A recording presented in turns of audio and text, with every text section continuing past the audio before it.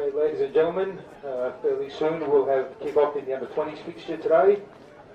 The lineups for today: for Charlestown City Blues, number 81, Brady McRitchie; number 2, Jack Tressida; number 15, Harrison Richardson; number 16, Nicholas Hart; number 14, Joshua Whitten; number 6, Thomas Chock; number 8, Tyrrell Paulson; number 12, Daniel Steele; number 7, Hayden Seaton; number 9, Bo McDonald; number 10, Liam McDonald; number 11, Jamie Burns; number 5, Hakan Bowl; number 4, Dylan Williams; number 91, Luis Alvarez; and number 3, Kai Jefferson. And for Hamilton Lippic, number 21, Jez Murray; number 22, Jacob Kresner; number 23, Jared Muller; number 24, Zach Bailey; number 25, Bailey Blummel; number 26, Elijah Harrison; number 27, Alex Grant; number 28, Kyle Piakos; number 30, Chai Davis; number 32, Tim Stewart; number 33, Bodie Deemer; number 64, Tom Stewart; number 20, Kane Treble; number 63, Vince Uni; and number 31, Jack Stewart.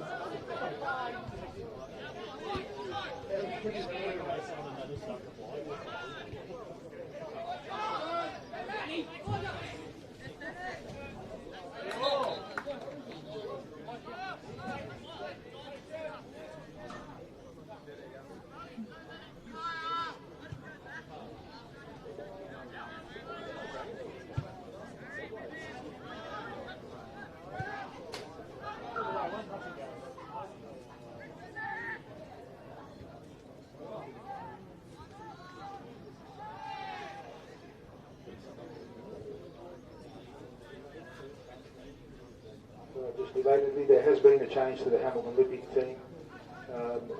Tom Stewart, number 64, has left the field and been replaced by number 28, Kyle Theakos.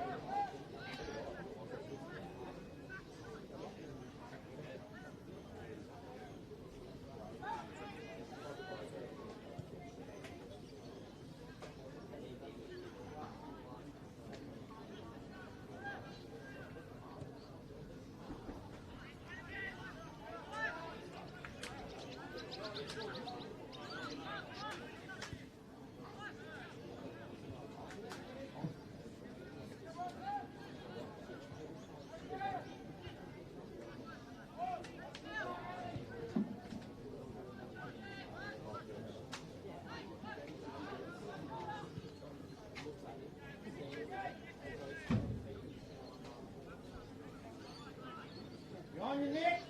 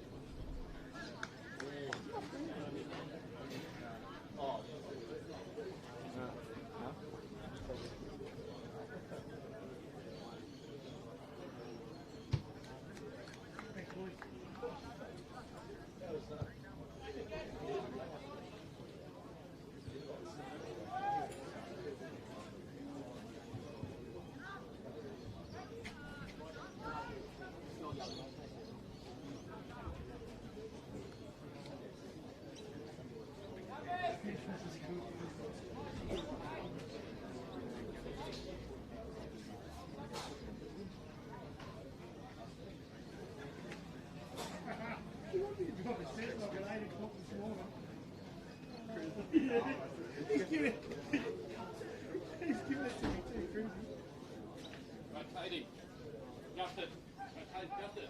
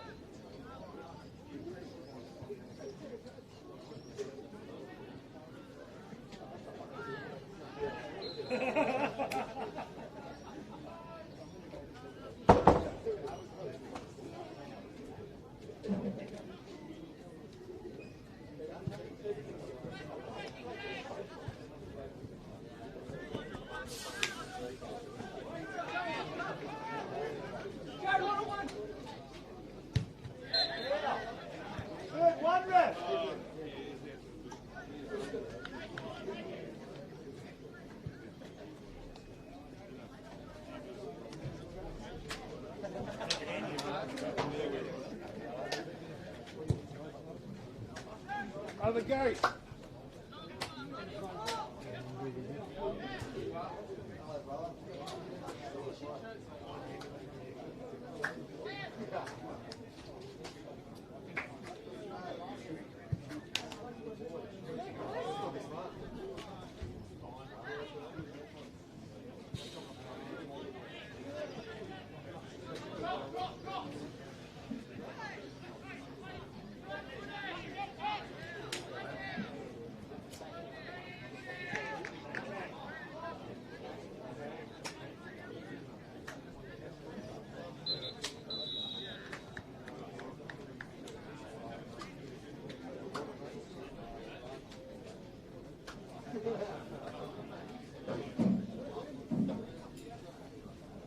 And that's half time in the under-20s fixture.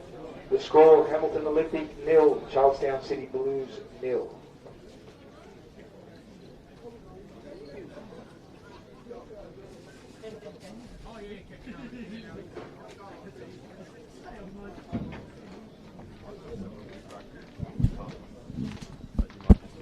Test.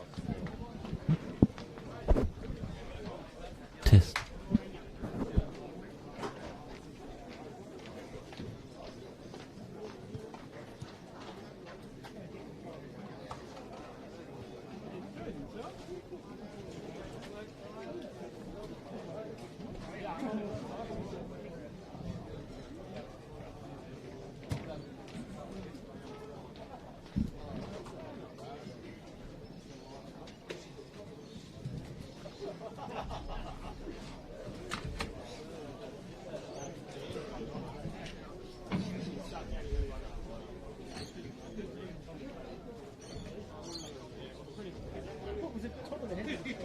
I think, from what I gathered, Tom got the ball just first and James come in like half a second too late. Oh, they went up for it.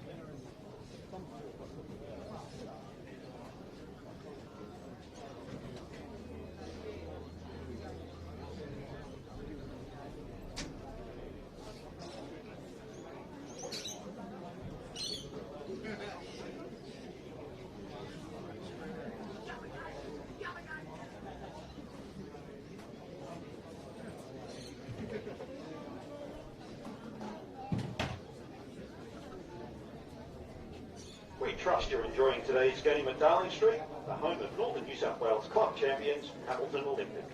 Today's games are brought to you by our valued sponsors and benefactors, whose support makes this all possible. Olympic's investment strategies. Olympic's long-term major sponsor provides investment and superannuation advice via a network of thousands of accountants and financial planners Australia-wide. Get the right advice from Olympic's investment strategy specialist, ensuring you benefit from a personalised solution that will assist you in achieving your financial goals and objectives. Looking for the best local food, atmosphere and accommodation? Stop looking. You've found the Premier Hotel, Olympic's official entertainment venue. Located at 9 Ways in the heart of Broadmeadow, the Premier has long been the destination of choice when you want to relax and unwind within a family-friendly atmosphere. Equius is the name behind the name in Australian finance.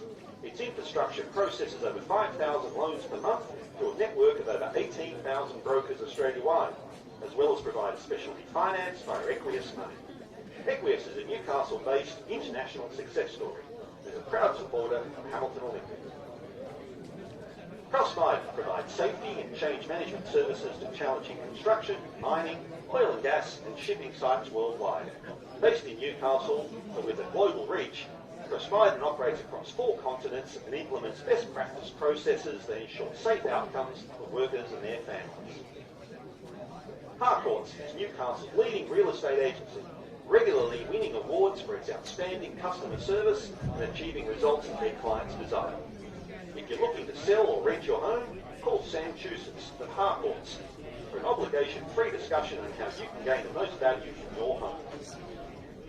But when the time comes that you need to honour and remember your loved ones, B&B Memorials offer the full service of designing and installing all types of headstones and monuments. B&B Memorials work professionally and respectfully with clients to ensure memorials fulfil their clients' vision. We thank B&B Memorials for supporting Hamilton Olympic. Enjoying the food at our canteen? It's being supplied by Red Funnel Food Service. We provide bulk food distribution to restaurants, shops and canteens across Newcastle, Central Coast, the Hunter region and North Coast, and have been since 1933. Remember, if it's frozen food, it's Red Funnel. Flying out of Newcastle Airport? You won't get far without Australian Refuelling Services, who supply all the jet fuel for the airport to ensure you leave on time, and of course, with enough fuel to get you there. So thank Australian Refuelling Services next time you fly, as we do, for their magnificent support. Our Olympic players are made of steel, supplied, of course, by Hunter Metal Market. Based in Heatherbrae, Hunter Metal Market supplies and delivers almost any metal product you're likely to need. From steel bars, to sheet metal, tubular sections, fencing wire, mesh products, or roofing and building products. If you need metal, call Hunter Metal Market. Narencom specialises in designing and implementing high-performing yet manageable IT networks, which are able to grow as organisations require. Narencom offers total IT solutions, from server design and build through the procurement of desktop hardware and applications. Choose Narencom for your organisation's network infrastructure needs. Catering for a function, or heading up the valley in Maitland, feeling peckish? Drop into Sanger's Real Food in the Beresfield Industrial Estate for their famous breakfasts and lunches. Sanger's Real Food is the 2017 award winner for outstanding fast food, and people come from miles and miles for the best food in the area, or to have Sanger's Real Food cater for their function. Need to hire equipment for your business? Call Access Hire. They supply a full range of industrial and business hire equipment, including forklifts, lighting towers, cranes, telehandlers, electric generators, you name it. David Tripodi and his Access Hire team has got it, ready and available when you need it. Feeling peckish after the game? Or you need your regular McDonald's fix during the week or weekend? Visit McDonald's at Katara or Westfield Katara, where you can talk football with proud owner, fellow Olympic supporter Michael Ferris. All your favourites at McDonald's are there. You know it tastes good at McDonald's Katara. In the unfortunate event of a car accident, you're in good hands with Steve Coulis Smash Repairs. George Coulis and his team of experts are the go-to repairers for almost all the European and luxury car manufacturers, which is testimony to their outstanding attention to detail. Steve Coulis Smash Repairs, based in Griffiths Road, Langdon. We'd also like to take a moment to thank the following sponsors and supporters who each proudly support Hamilton Olympic. Tim Zervis of Jacoba Tiles, based in Green Hills, East Maitland. Their Newcastle and the Hunter Valley specialist in tiles and ceramics sourced from Australia, Europe and Asia.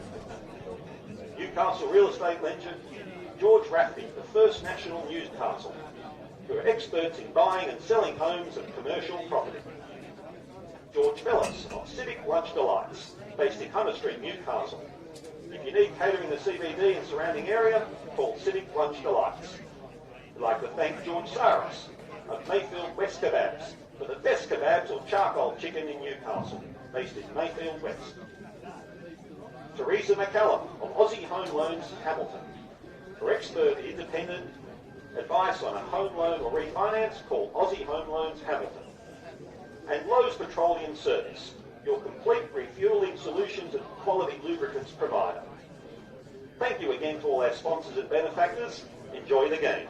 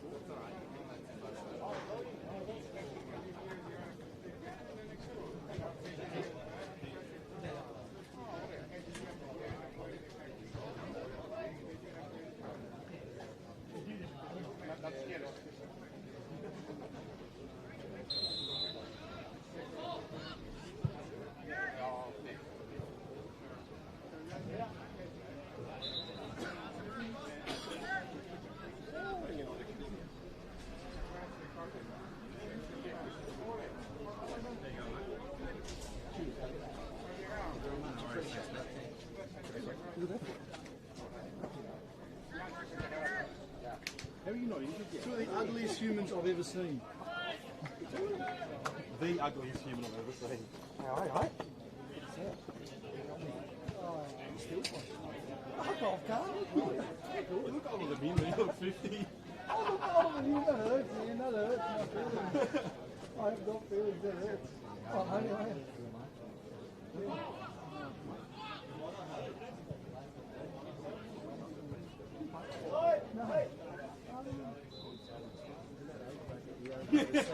Every second game. This one here's 2 games a year, not every second game. You boys still get knocking around the phone, is it? Yeah. Is that his son's artist? No, we're 2 away. One's to theirs, Okay. Yeah, right. Shouldn't go anyway. No, it's just because it's really We just picked 2 dragons. Right. Yeah, right. Too many. We can't get 2 dragons. Too many numbers. It's just like people go away, people get injured. That's why we play them. So we don't have to worry about it. the quality of the comps. I agree with you, mate. I wouldn't watch He's alright. Oh, then It's not fractured. No, it sounded like it. Well, good news so far, I guess. No, good. Fucking, I followed the end of it.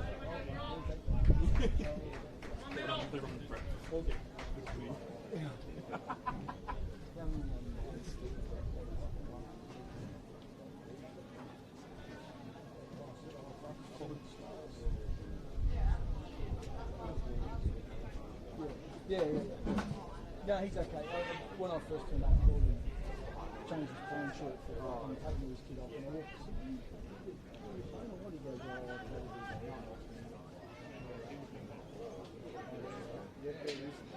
so you help.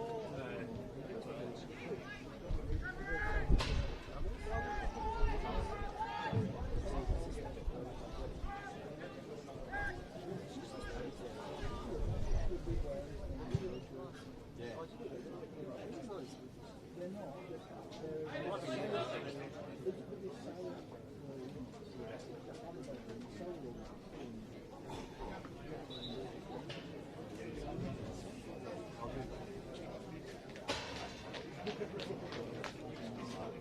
Surely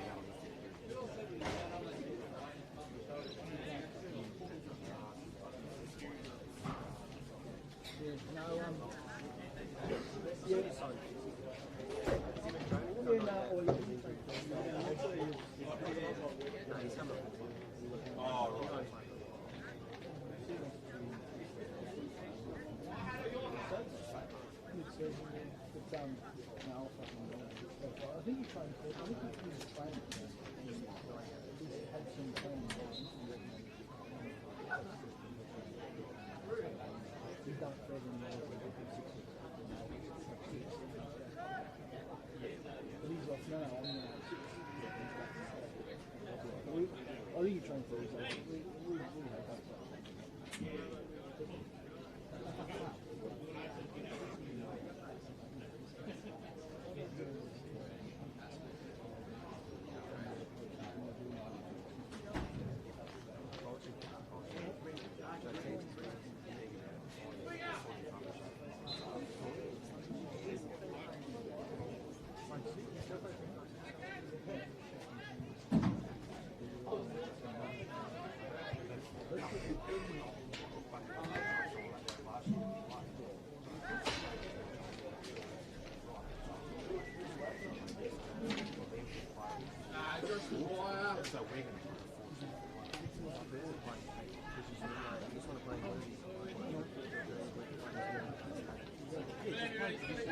have a second one, have it back up. It's not working.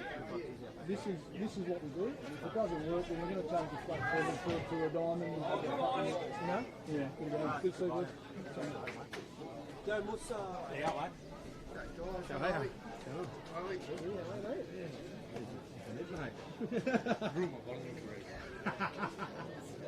yeah.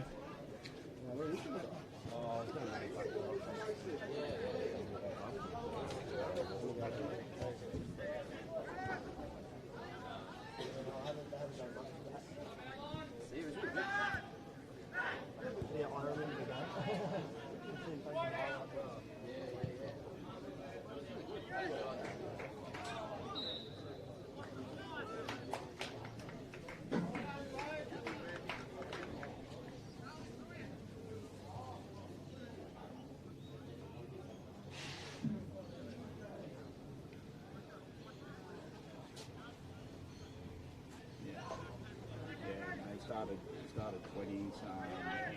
Basically was on, I don't know, like 15 minutes into the game and just went up for 50-50 balls trying to beat it by him.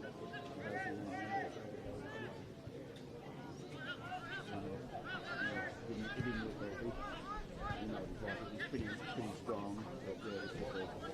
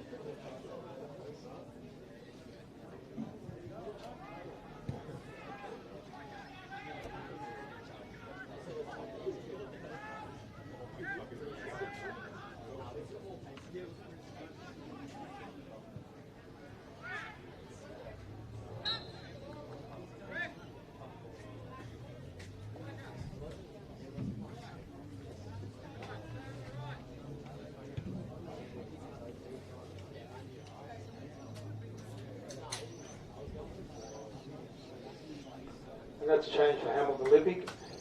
Leaving the field is number 26, Elijah Harrison, and he's been replaced by number 20, Kane Treble.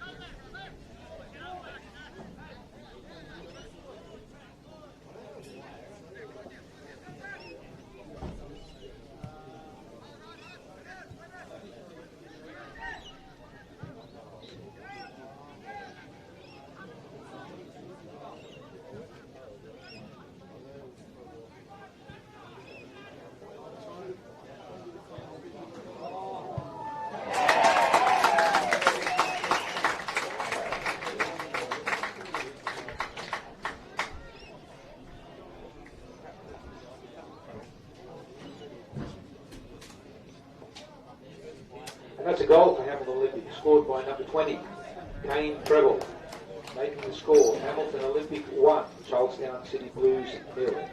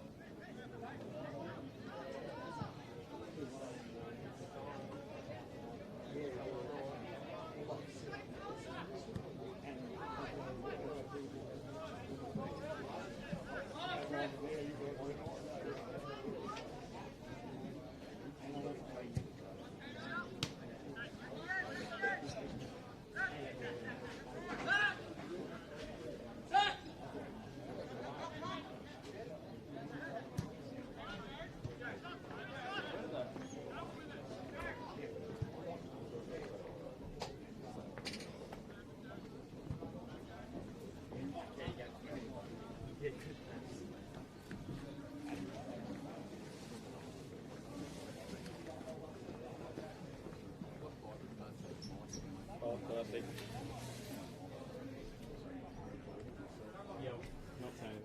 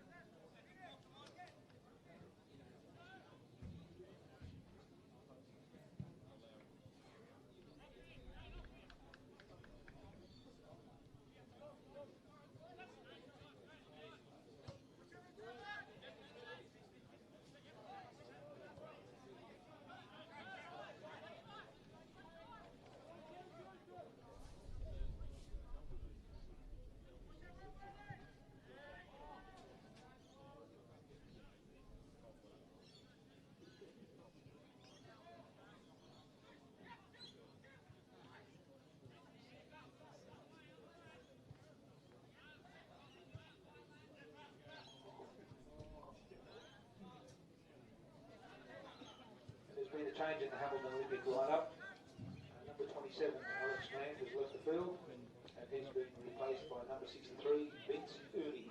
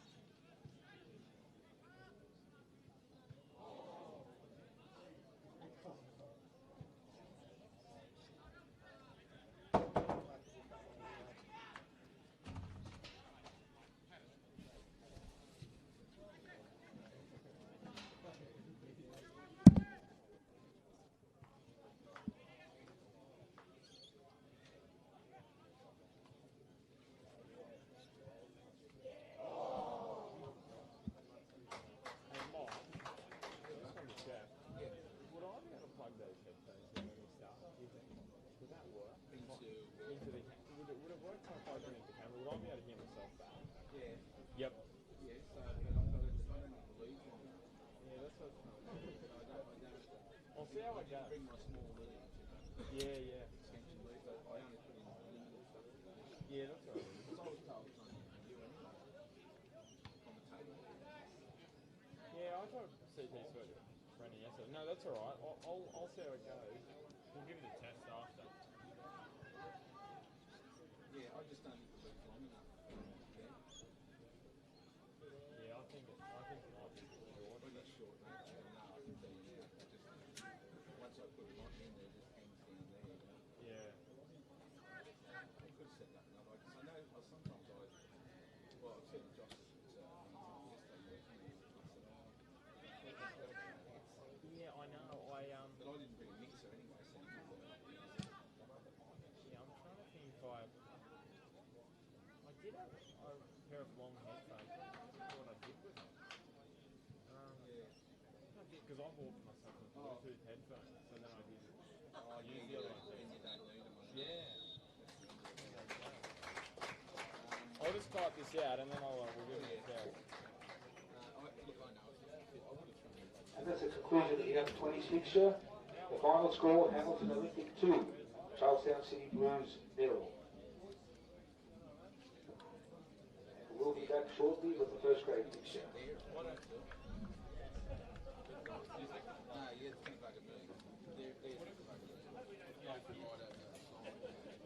We trust you're enjoying today's game at Darling Street, the home of Northern New South Wales club champions, Hamilton Olympic. Today's games are brought to you by our valued sponsors and benefactors, whose support makes this all possible. Olympics Investment Strategies, Olympics long-term major sponsor, provides investment and superannuation advice via a network of thousands of accountants and financial planners Australia-wide.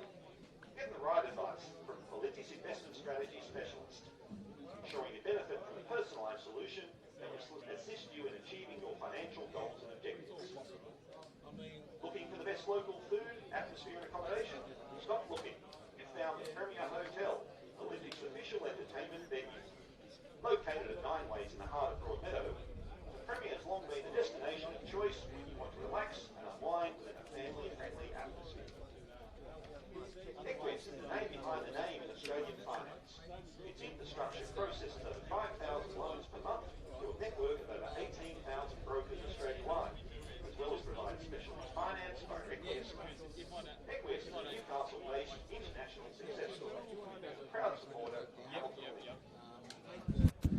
Trustline provides safety and change management services for challenging construction, mining, oil and gas, and shipping sites worldwide.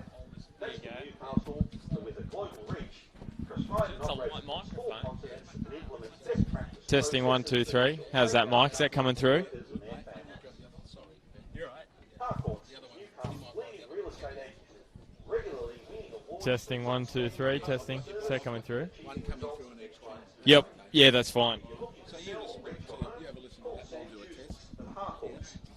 do a test. Testing 1, 2, 3. Testing 1, 2, 3. Yep. Perfect. That's great. Testing.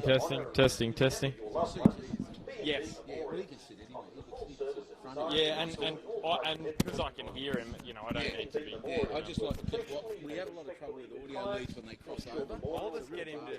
You just take a spot there. I'll just sit here, and then if he just sits down there. Yeah, he can sit right in front of the. Yeah. Enjoying the food at our That's venue? perfect. It's being supplied by Red Funnel Food Service. Thanks, They Nick. provide bulk food distribution to restaurants, shops and canteens across Newcastle, Central Coast, the Hunter region and the North Coast.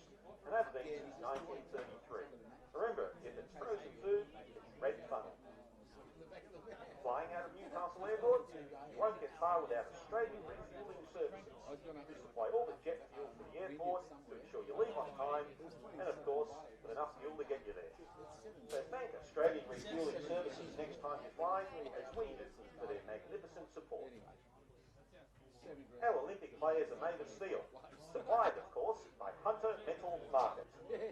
Based in Heatherbrae, Hunter Metal Market supplies and delivers almost any metal product you're likely to need. Steel bars, sheet metal, tubular sections, fencing wire, mesh products, or roofing and building products. If you need metal, call Hunter Metal Market. Narencom specialises in designing and implementing high-performing yet manageable IT networks, which are able to grow as organisations require them. Narencom offers total IT solutions, from server design and build through to procurement of desktop hardware and applications.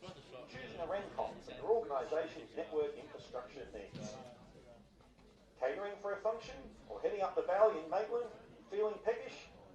Drop into Sanger's Real Food in the Beresfield Industrial Estate for their famous breakfasts and lunches. Sanger's Real Food is the 2017 award winner for outstanding fast food, and people come from miles and miles for the best food in the area or to have Sanger's Real Food cater for their function. Need to hire equipment for your business? Call Access Hire. They supply a full range of industrial and business hire equipment, including forklifts, lighting towers, cranes, telehandlers, electric generators, you name it. David Tripodi and his Access Hire team has got it, ready and available when you need it. Feeling peckish after the game? Or you need your regular McDonald's fix during the week or weekend? Visit McDonald's in Katara or Westfield Katara, where you can talk football with proud owner and fellow Olympic supporter Michael Ferrells. All your favourites at McDonald's are there. You know it tastes good at McDonald's Katara. In the unfortunate event of a car accident, you're in good hands with Steve Coolis Smash Repairs. George Coolis and his team of experts are the go-to repairers for almost all the European and luxury car manufacturers, which is testimony to their outstanding attention to detail. Steve Coolis Smash Repairs, based in Griffiths Road, Lambton. We'd also like to take a moment to thank the following sponsors and supporters who each proudly support Hamilton Olympic. Tim Zervis of Jacoba Tiles, based in Green Hills, East Maitland. A Newcastle and the Hunter Valley specialist in tiles and ceramics sourced from Australia, Europe and Asia. Newcastle real estate legend George Rafferty, the First National Newcastle, who are experts in buying and selling homes and commercial properties. George Fellis of Civic Lunch Delights, based in Hunter Street, Newcastle. If you need catering in the CBD and surrounding area, call Civic Lunch Delights. We'd like to thank George Saris of Mayfield West Kebabs for the best kebabs or charcoal chicken in Newcastle, based in Mayfield West. Teresa McCallum of Aussie Home Loans, Hamilton. For expert independent advice on a home loan or refinance, call Aussie Home Loans, Hamilton. And Lowe's Petroleum Service, your complete refuelling solutions and quality lubricants provider. Thank you again to all our sponsors and benefactors. Enjoy the game.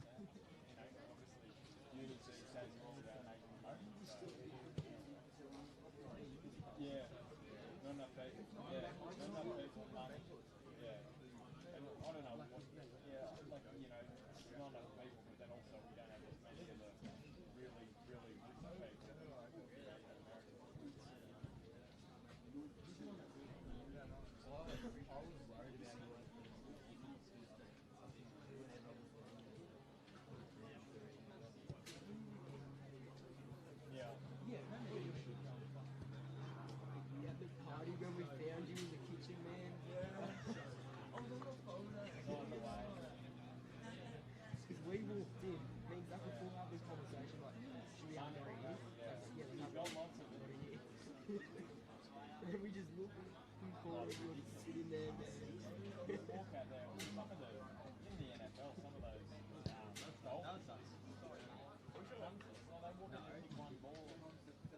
We used to party when they did it. I got there, and then you were there. Have a good one, Brad. Yeah, wait, you just come in and gave me the jump. Like, thanks for the jump, bro. Like, really appreciate it. I was like, mad. I gave it to you. I was like, oh, no. I was like, yeah, I just want to back where I'm holding it. And then you left.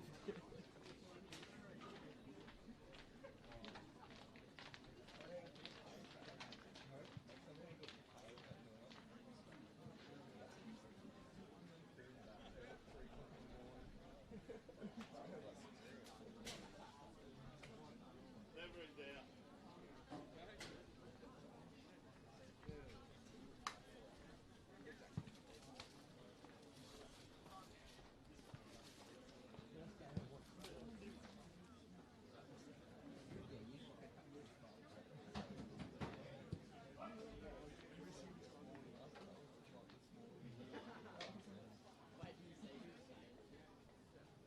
Imagine the wife is like that.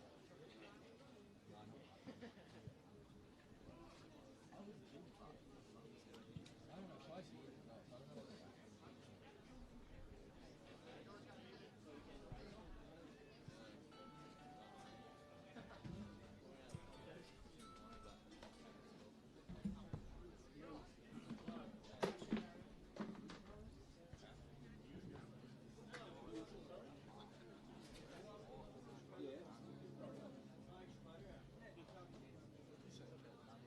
Oh, yeah.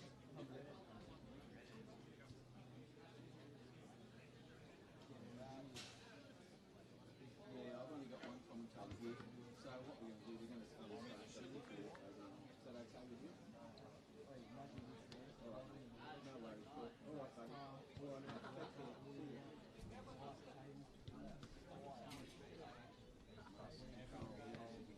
We can go live whenever it's ready. Yep. Yeah, no, that's okay. You'll be able to tell if you think it's Yep. Yeah, I'll way too much. Yep, I'll let Because it could be an issue with the lead or something. You know. Yep. No, that's fine.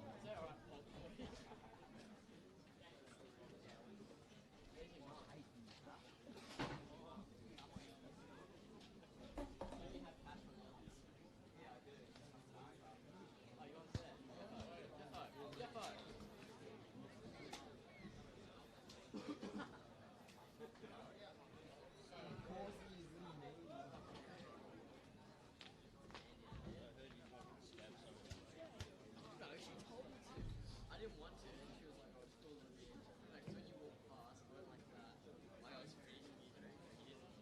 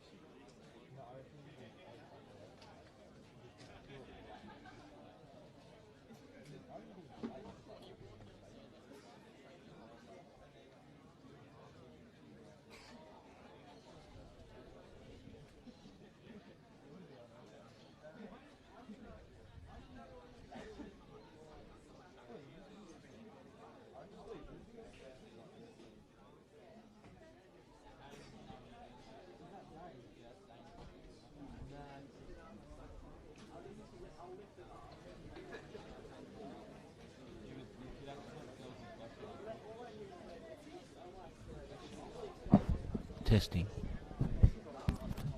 Test.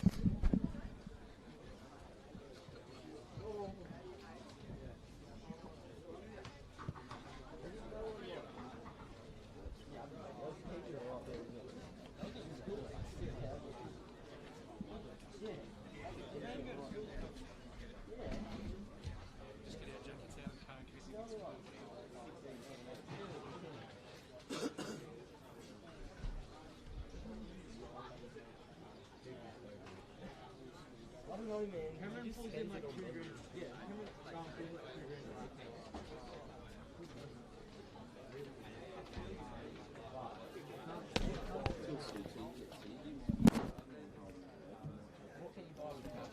Yeah. All I do is go get mad beats from pubs, and like, I'd honestly buy like a moto and shit. I'd buy motos and then I'd sell them and get that money. When you just put it all like this, straight away.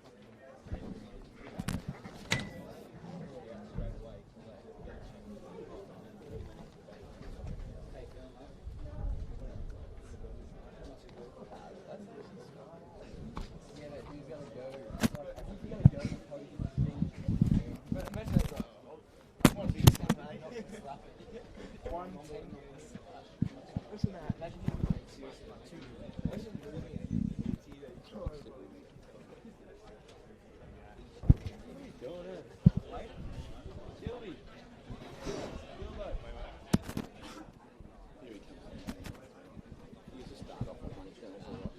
Yeah, yeah. Whichever microphone you like.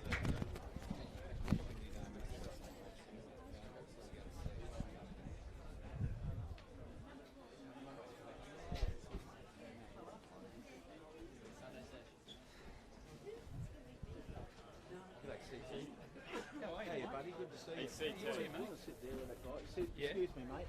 Do you mind? We've got a commentator just behind you there. Is that all right? That's okay. You stay there. No, stay there. Come and join us. Stay there.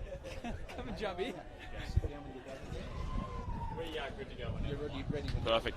Good afternoon and welcome to Darling Street Oval this afternoon for this wet weather catch-up match in round 4 of the NPL Northern New South Wales, and it's been a stop and start trend to begin the season, and it means we have 4 wet weather catch-up matches this weekend.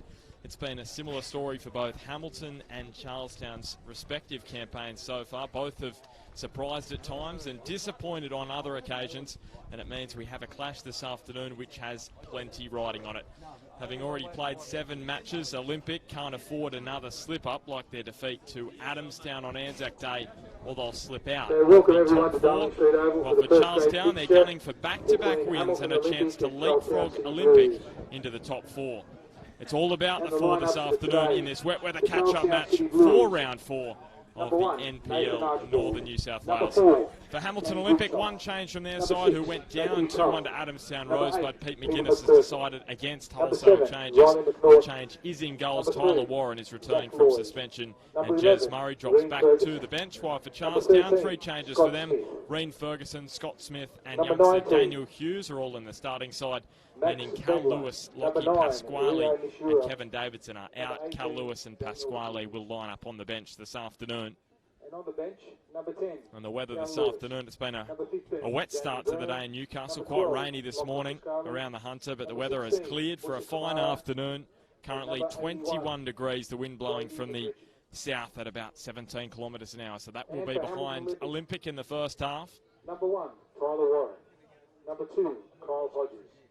Number 3, Reece Pettit. So Olympic from right to left. Number 5, Marcus Duncan. Number 7, in their dark blue Number 8, Jake with the white sleeves, a little bit of white on the sleeves, and Number 10, Reece Cooper. Charlestown in that sky blue strip. Number 16, The away side this afternoon. We are underway in the first match of the weekend, a wet weather catch-up round in the NPL Northern New South Wales. And Chris Turner, a third of the season is done and dusted. It's been a tight 2 months, but this afternoon marks the beginning of the middle third, a very important part of the season this. It sure is, and good afternoon to everyone having a listen at home or wherever you might be. Yeah, you're exactly right, Bart. This is a critical time of the year, and both of these sides need a win today.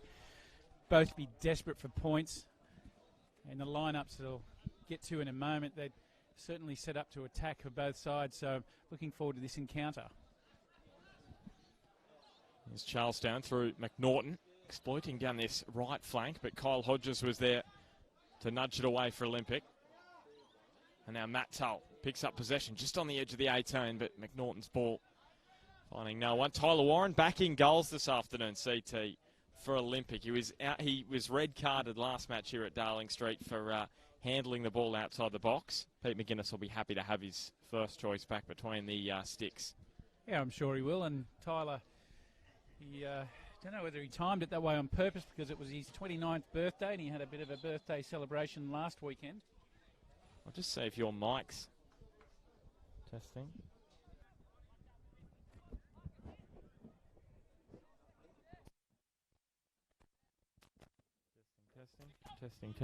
Testing. There we go, CT. Your microphone was just not working. Can we hear you now? I'm hoping you can. There we go. Now here's Scott Smith breaking forward. Nudge wide to Reen Ferguson. Back in the starting side. And he has a strike on goal. It was angling towards that near post. Tyler Warren got up nicely, though. Yeah, it's certainly strength, Tyler Warren. He's a wonderful shot stopper. Now a chance here potentially for Jed Hornery on the angle. Well blocked by the young man, Daniel Hughes. Hornery again. And it's going to be a goal kick in the end. So promising signs for both sides in the opening couple of minutes. Yeah, where you probably couldn't hear me before, Bart, I was saying that both the lineups are looking like they're set up to attack, and so it's going to be very fun. It's going to be a lot of fun to watch this afternoon. And I was talking about Tyler Warren, wondering whether that send-off may have slightly been on purpose because it was his 29th birthday last weekend, and so he had the opportunity to celebrate that with some of his friends. Here's McNaughton looking up and finding Kane Goodchild, yet to score this season. Yes, it would have been a great Saturday night, I'm sure, for Tyler Warren. Instead of going to the Jets game, is that right? That's exactly right. He rides a couple of challenges. Reece Cooper attempting a slide in. And all bouts in front of Nishiura. We'll get a look at three of the Japanese imports in the NPL Northern New South Wales this afternoon. Nishiura and Kawachi out there to start the match on opposing sides. Nishiura opening his account in the NPL last week. Here's Matt Tull striding through the centre of the 18-yard box. Hamilton are able to mop up the damage though. And here is Kawachi. Scored a few times already this season. Now he attempts to bend it across goal. A little too close to Nathan Archbold though in the end. CT, it really has been an up and down season for both of these two sides. You look at their positions on the ladder, there's just a point between them. This is how tight it is. Olympic 10 points and they're coming fourth on the table. Charlestown 9 points and they're coming eighth. The margins are so tight. Look, I was having a chat to Peter McGuinness, coach of Hamilton, before the game, and we were talking about exactly that. There's a long way to go in this competition. There's plenty of points on offer. One of the big points here is that the form that teams are in. He said they've trained exceptionally well this week and absolutely buzzing, and he's set up to attack. Playing a 4-4-2 is what they're doing, but more in attack they'll have more of a diamond shape with Reece Cooper sitting forward as he's just doing now, and Jake McGuinness holding the bottom of a diamond 4. There's Pettit going for goal. Just had his radar off a little there, but promising signs again from the home side. So we've got Pettit out on the right-hand side. That's Scott Pettit and Jared Sutherland on the left. And they may well just tuck in a little bit tighter than what they did last weekend, last Anzac Day, I should say, against Adamstown. And you can see they're just starting to defend a little flatter, where Reece Cooper dropping back through the park alongside McGuinness on the ball. Here's Lloyd. And now Reen Ferguson. Dave Tancheski very happy to have Reen Ferguson back in the side this week. Goodchild on the turn. Now feeds the pass back to the skipper, Matt Tull. And Ferguson can't quite rein that one in. This is incredible, CT. Kane Goodchild, his biggest goal drought since the start of the NPL era back in 2014. 6 matches without a goal. That just shows you how prolific he has been. Yeah, it certainly does. I mean, he's a wonderful player and he's got goals in him, as we know. It just shows the strength of the teams and the competition that he hasn't been able to get through as he's done in every other year that he's played in. And Olympic will be looking to maintain that. We were just talking about lineups before. Azuri, or Charlestown City Blues, but Azuri, they're playing with a 4-2-3-1. Now their backline, Bart, is 3 of them are in the side this week that hadn't been previously. Riley McNaughton's the only regular out of that back 4, so we've got Zach Lloyd on the left-hand side. In the middle 2 are Max Vegtar, Daniel Hughes, and Hughes is only 17 and Vegtar is 19. So there's plenty of youth in that backline. But they do have Tull and McPherson sitting in front of them, both very experienced midfielders, holding midfielders. It's going to be a real test of the back line for Charlestown and a test of their depth. We know that Adam Hughes has been signed, the former A-League player. He is a few weeks away, though, from playing. And he'll be a very welcome man into that back line for Charlestown. Very shrewd addition during the last week. Here's Ferguson calling it a cross goal. Scott Smith trying to wriggle free from Cody Lucas's grasp, but now Nishiura beats a couple, skips over the challenge of Kyle Hodges, and in the end, is that a back pass from Reece Cooper? CT? Gee whiz. Yeah, well, there's plenty of voices went up there. To be honest, Bart, I just took my head away from the game just for a moment, but I think he might be a little lucky there, Reece Cooper. And Olympic as Jed Hornery gets cut down by Pete McPherson. Maybe a little frustration flowing from Charlestown.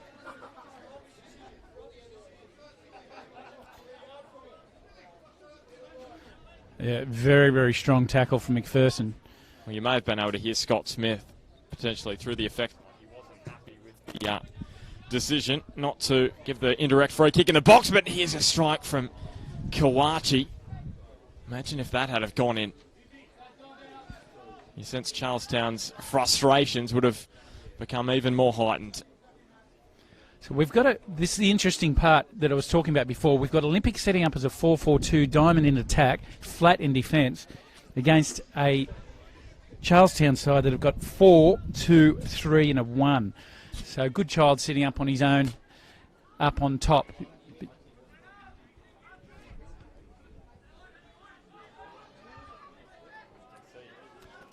You can see Good Child sitting up the front there. Cody Lucas line looking for Jared Sutherland, and here's another strong involved again with Matt Tull. Well, Tull and McPherson have made their intentions very clear. They're in front of the back line, they're screening, and they're here for action. Both of them big, strong tackles. Almost make you cringe from how close we are to the action from here, Bart. And we've got Andrew Digby. Digger's sitting in front of us, Bart, so we might get his thoughts on that potential back pass, if it was one. He's not assessing, is he, sitting down there? Former NPL Northern New South Wales Referee of the Year. Took charge of the 2016 Grand Final. He did, and he said, don't get me involved, I don't want to get in trouble. Here's McNaughton with the long throw. It hangs up for Good Child. And cleared away by Cody Lucas. Remembering, of course, that Kane Goodchild scored 43 goals for Hamilton Olympic between 2015 and 2017. He was prolific. A couple of golden boots in there as well, 2016 and 17. Just 7 last year. Just 7 goals last year.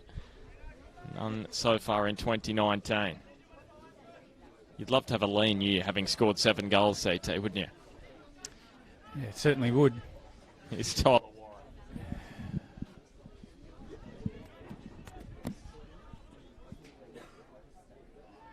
Now, Hughes in a bit of a duel with Kawachi. Yeah, throw to the Blues, though. Coming into this game with that win over Valentine last Sunday, a 3-2 win. Nishiura scoring his first in the NPL, and here's Scott Smith bearing down the goal. Cody Lucas keeping a watchful eye over he. And he did well there, Cody Lucas, to push Smith towards the sideline. And the pass in straight to Kyle Hodges, the skipper, playing his 144th match for Olympic. It's now Reese Cooper. Breaks forward. Couldn't angle the pass in front of Kawachi.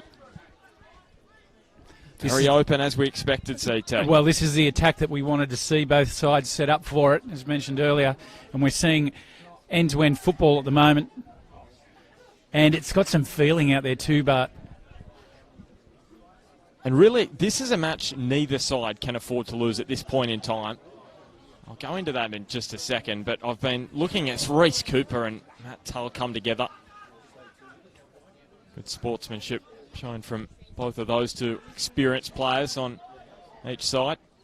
Ferguson brings it down, breaks free of the challenge of Duncan, and bears down on goal and across the face. It was just in front of Scott Smith. He too a former Olympic man. But CT, I've been looking at the top in this competition over the last few years, and if you lose about 5 or 6 matches, you're pretty much out of contention. And at this point, both Charlestown and Olympic have lost 3 each. And I know that they've had just one draw between them, but the losses are mounting.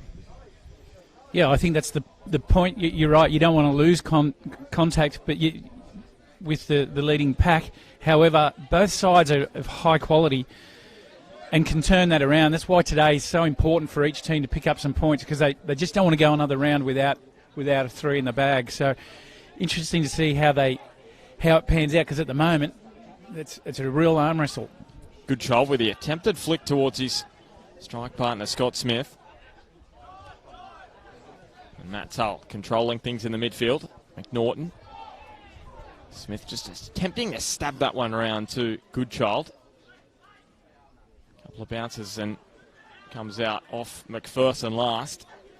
In front of the scoreboard at Darling Straight Oval, Olympic winning the 20s by a couple of goals to nil and 2-2 in the 18s.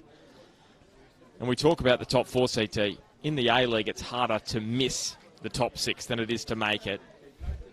In the NPL Northern New South Wales, you have to be red hot throughout most of the season if you want to make the top 4 in an 11-team competition. Yeah, that's spot on, Bart. And every week there's a mountain to climb every week as a footballing side, because you've got to be at your best all of the time. Anyone can beat anyone, and so any side that's really dominating. We haven't overly seen it at the moment. Lambton's had a loss last weekend. They were certainly well on their way, and they'd be very happy with where they're sitting. But both of these sides, as I mentioned before, will be very, very desperate for points. And an important match coming up next. You can catch it on Bar TV from 4:30. Lakes and Broadmeadow Magic as Hornery in a tangle with Daniel Hughes, and he did really well, the 17-year-old. Playing in the centre for Charlestown. The two young boys, Max Vegter and Daniel Hughes, with McNaughton and Zach Lloyd on the flanks. That is a very inexperienced back line, and one that Hamilton will look to exploit. But they've got one of the most experienced front lines in the competition. Goodchild and Smith, Reen Ferguson up there as well. And here's a few of them charging forward. Reen Ferguson across goal. Pettit cuts it out and finds his namesake, Scott Pettit. No relation between those two. Duncan. And now Hornery.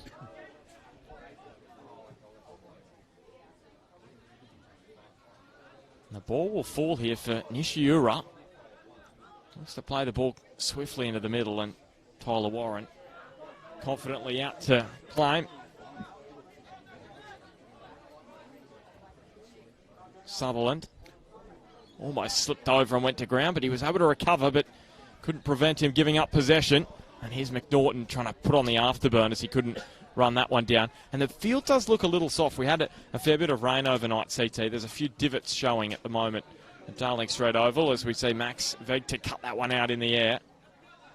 Danger not gone, though, here for the Blues. Kawachi letting it roll down towards the corner flag.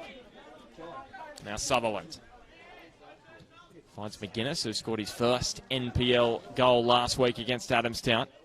Sutherland beats a couple, takes on the strike, and Nathan Archbold forced into action. It falls for Kawachi, and the deflection very nearly bemused Archbold. It's landed on top of goal in the end and will be a corner.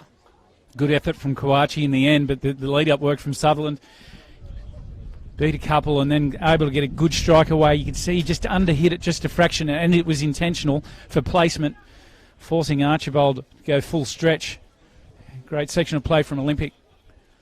Called a cross goal. Maybe a fist from Archbold. Kawachi appeals about a handball on the edge of the 18. It may not matter, though. And if it wasn't for Zach Lloyd, it wouldn't have. Horner is just saying anyone there. That ball went inside the box, inside the 6, unattended for a tap-in and no one available. So Charlestown doing well to scramble the ball over the byline, and Pettit gets another opportunity from the set piece. He drills it in towards Kawachi. It takes it first time, and Archbold did really well to claim that one and ensure it didn't bobble out. Had to hang on to it, Bart. If that spills, there were numbers there for Olympic. That is high quality goalkeeping from the man who was playing in the NPL Queensland last year with Brisbane Strikers. Yet to keep a clean sheet this year, but let's be honest, very few sides have. No side has kept multiple clean sheets this season. Plenty of goals in the 2019 NPL Northern New South Wales season thus far. McNaughton cuts the ball out in the air. Now Goodchild linking up with Smith. Great vision from him. Finds Ferguson. Takes on Marcus Duncan. Neat cut back away from Pettit. Still in possession, Ryan Ferguson. And then the final ball just let him down. He did so well, didn't he? Great close control, and then it all went awry. Yeah, he certainly did, and this has been an exciting patch of play, end-to-end football again. Just going back to the pitch you were talking about earlier, Bart, it didn't have the opportunity to go out for a walk on there, and it does seem a little heavier underfoot. And we're, you can see the players. I heard Goodchild saying it is softer than what he thought. Pettit pushing this long ball up and over the top towards Hornery, who did well to keep it inside the line. Will be a throw, though, for Olympic. Adrian Arndt, our referee this afternoon. He's part of the 4th officials panel in the A-League, up from Sydney for this one.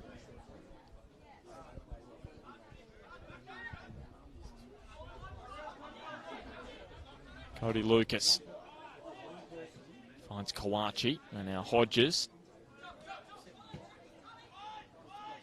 That ball a little overhit. Was kept in by Vegta. Now it will fall for Sutherland. Look at that touch from Jared Sutherland. And then Matt Tull just used his body to bump him away. Smith. And Goodchild. Now Nishiura, Reese Pettit dove in. It's a crucial tackle from Pettit there on that occasion. That one goes through. And Scott Smith was absolutely filthy that Adrian Arndt didn't award them a free kick for a handball as Reese Pettit went to ground, sliding in there. That's a couple of decisions he has not been impressed with. He is boiling over here on this near side of the ground.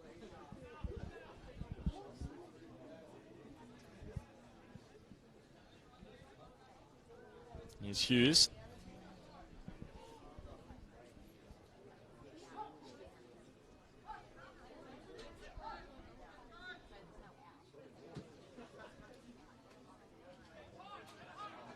Reese Pettit nodding it back to Tyler Warren. His 40th match for Olympic this afternoon.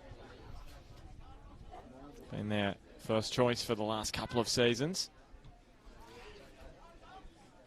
40 matches, that's it. It's a good effort from Tyler. It's about how many games Smudge has missed this year, but unavailable again. Somehow managed to squeeze some more annual leave. 40?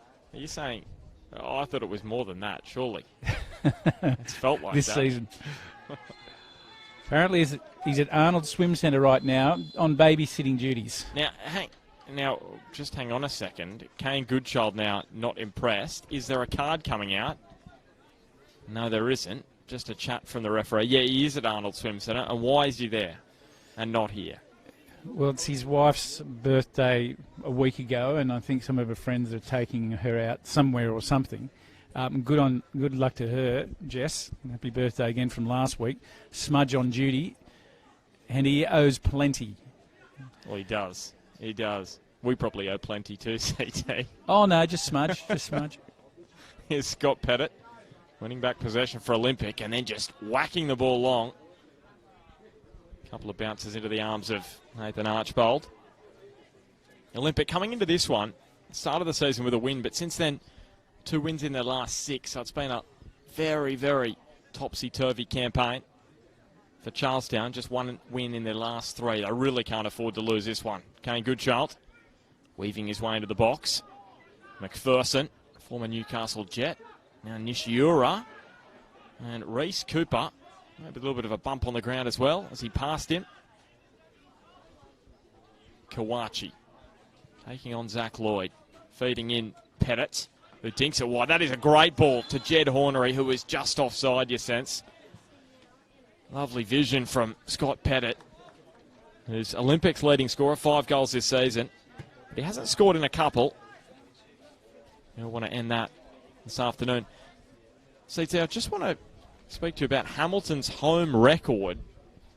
7 matches unbeaten this year, 2 wins and a draw. So they're turning Darling Street into a fortress. It's what every coach loves to see when you're at home and you've got a great home crowd and you're able to own the ground. It's good for your confidence every time you step on the pitch. Peter McGuinness will be looking for exactly that today. Hornery slides that one up and over the top for Sutherland. Well defended by McNaughton. And then Matt Tull leading by example, the skipper. Smith off Nishiura. All 4 for Marcus Duncan. Looks to find Cooper, who swerves his run away from Zach Lloyd, who's now out of position. And it allows Pettit some space in behind. Curls it towards the back post. Hornery's header. It was a tough angle, very acute. Couldn't angle it back across goal. If he's had that time again, Hornery potentially may have cut it back. Had certainly had time to have a look. Chose the option to go on target like good strikers do. CT, I was just mentioning Olympics record at home, unbeaten in their last 7. But Charlestown, how about this? Haven't won a game, just won 1 of 4 matches at home this year. But they've won their last 4 consecutive matches away from Lyle Carr Oval. So they'll hold no fears coming to Darling Street. They haven't lost here since 2016 in the league. Well, you're exactly right. And as I said, playing a 4-2-3-1, they've come here set up to attack. And so far into the game, they've done exactly just that. Tyler Warren. Not quite sure what he's trying to do there. Is he just basically trying to clear that over the sideline? Is that as simple as... I think pretty much centrally down the middle of the park, and he's just hooked it. But he's not going to be happy with that for sure. That's a terrific throw. Finds Goodchild in some space. And now Rain Ferguson. Again, tough angle to really hook that one back. And still, the match remains very tight, locked up at 0-0. Big weekend of matches. The Jets youth taking on Valentine tomorrow and Maitland against Lambton. Those 2 matches following this one, and also Lake Macquarie hosting Broadmeadow Magic at 4:30 this afternoon.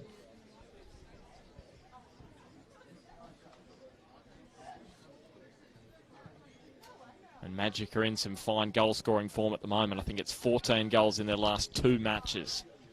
So that'll be a tough one for Lake Macquarie. As on here's appeals from Olympic for a back pass. Now that one was not as clear-cut at all as the Reese Cooper ball. But maybe Charlestown will feel that's a square-up potentially. And again, former referee Andrew Digby, no emotion, no reaction, but not giving anything away on his thoughts. Maybe I should just allow you to commentate on Andrew Digby's reactions and emotions throughout this match, CT. That could be more interesting. Well, Diggers hasn't flinched since he's been sitting here. We'll try and get some of his comments or thoughts later on, Bart. That sounds good. McNaughton. To find Kane Gucho with the outside of his boot. Now Matt Tull just reefs this one around. It's going to bounce straight into the path of Reen Ferguson, who takes on a couple. He got himself into a bit of a pickle and then dished it off to McPherson. Now Scott Smith. Remembering him scoring a stunning goal on that kind of angle for Olympic a couple of years back. Couldn't do so there. Matt Tull taking them on the Olympic wall in front of him, blocking his avenue to goal.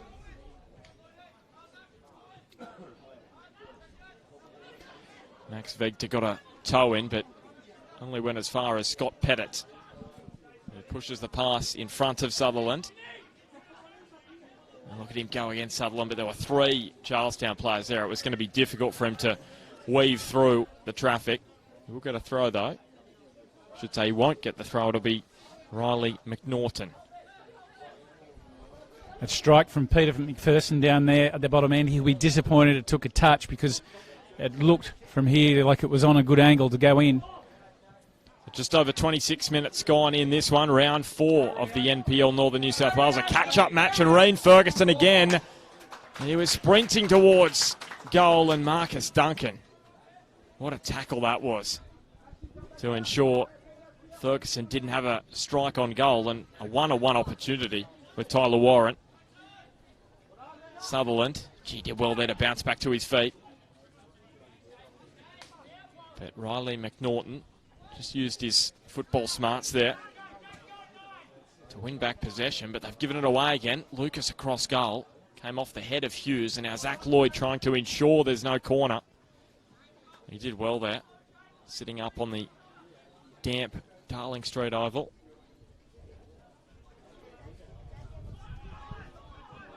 Now McGuinness with the touch on towards Kawachi. His first touch letting him down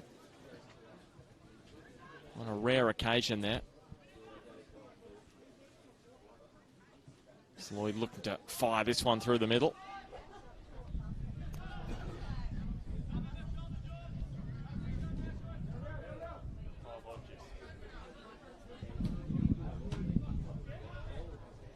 Now McGuinness nudging it back to Hodges, and he's given it away to Nishiura, and the Japanese import, can he make him pay?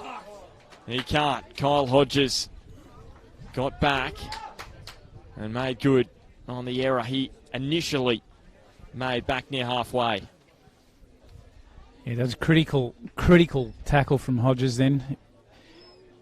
Guided his attacker away from goals and got his foot in at the right time. It's a great coaching point for any younger players out there. Diffuse that particularly well, as he does so often. So McNaughton, that's a decent ball in. Kyle Hodges again winning the ball in the air. Nishiura taking them on and still going. Nishiura.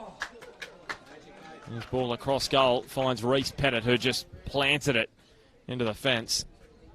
Gee, he has got some magical footwork, CT. We saw what he can do last week with that lob to open the scoring against Valentine in that 3-2 win. McNaughton again with a second opportunity. This one dips in towards Kane Goodchild. Falls for McNaughton again. Another opportunity and couldn't find the target. And what a strike it was, Ben. Keeper offline and saw the opportunity, but just great skill, technique just to be able to get it exactly where it had to go. It's not an easy thing to do. Get a keeper off his line from that sort of distance. Tyler Warren looking for Reece Cooper. It just goes over his head towards Hornery. One man who we've seen do that in the past is Olympics number 10, Reece Cooper. And that is another ball towards Ferguson. Was he just offside? It was overhit in the end. Ferguson's causing all sorts of problems down that, or his left-hand side as they're attacking, and McPherson's picked him out a couple of times as well, and he seems to keep getting away. Is Marcus Duncan pushing too central? Is that the problem? Is he being asked potentially to play a little bit closer to the middle? Because that's why there is so much space out there. What can you put it down to, CT? Yeah, Duncan does definitely need to be aware, because the more he pushes inside, the more dangerous it's going to be for Olympic. as you can see now, he's just drifting in again. And if you can see across screen, Ferguson again back stick on his own. Like to see Duncan a little bit closer than what he is, but maybe that's his instruction. Is that the danger? Here's almost an opportunity for Pete McPherson. Now Nishiura decides to take on the strike and just sprays it wide of goal. And McPherson, I should say, Pete McGuinness is out of his seat and not impressed with the defensive press of his side there, allowing Nishiura time and space. And I'm sure he spoke about it during the week after seeing what happened last week against Valentine. Just on the point with Duncan, you're asking that question, but what you want to be, the ideal is you want to be close enough to Ferguson if the ball is hit long enough so you can arrive at the same time. So he needs to be able to judge where that placement is.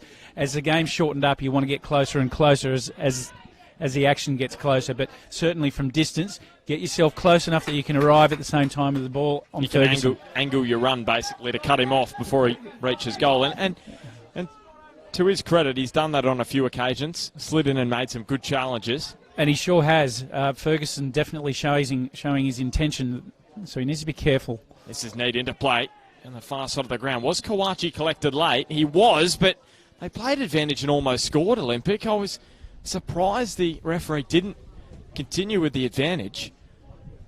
Instead, he blew it up, and there will be a free kick on the edge of the box. So here's an opportunity for Jared Sutherland. We know Scott Pettit has ability from this kind of range. Kawachi standing over it as well. The bright boots. It was he who was collected late on the edge of the box after dishing that ball wide to Scott Pettit.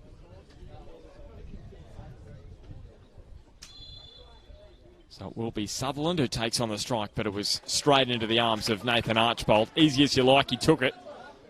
And Nishiura, he's been close to the best player on the park. I know Reen Ferguson has been impressive, but he's got some dazzling skills. And there is a ball across to Zach Lloyd. Is that a commentator's curse? Yeah, he's absolutely shanked it just after you've given him the rap of the best player on the park. But he has been very impressive, and I did watch the game last week, Bart, and he was impressive last week. I was trying to say, CT, he's gone with the outside of his boot to find Zach Lloyd, but I think it was a bit of a shank. I was hoping for the first time I hadn't cursed someone. Here's Scott Pettit. Well, the ball has stayed in. I thought it had crossed the line for sure. McPherson, that was beautifully done. The link up with Nishiura, and then Smith off the knee. Nishiura wins possession from Pettit, and then plays it wide to Reen Ferguson, who is galloping down the left flank again. Now he goes for goal, and Tyler Warren calmly across to his left to clutch it out of the air. And then launch long. He's got some serious distance on that. Hornery shapes to push infield instead. Links up with Lucas. Now Sutherland. Taking them on, and his pass attempting to curl it towards Kawachi, but Matt Tull got himself right in the middle. And now the Blues win an important free kick. McPherson taking it quickly, and once again, Reen Ferguson. He is offside on this occasion. And he has kicked the ball away, which is going to bring a chat from referee Adrian Arndt. Do we know why, Bart, the referee has travelled from Sydney for today's match? I couldn't fill you in on that, CT.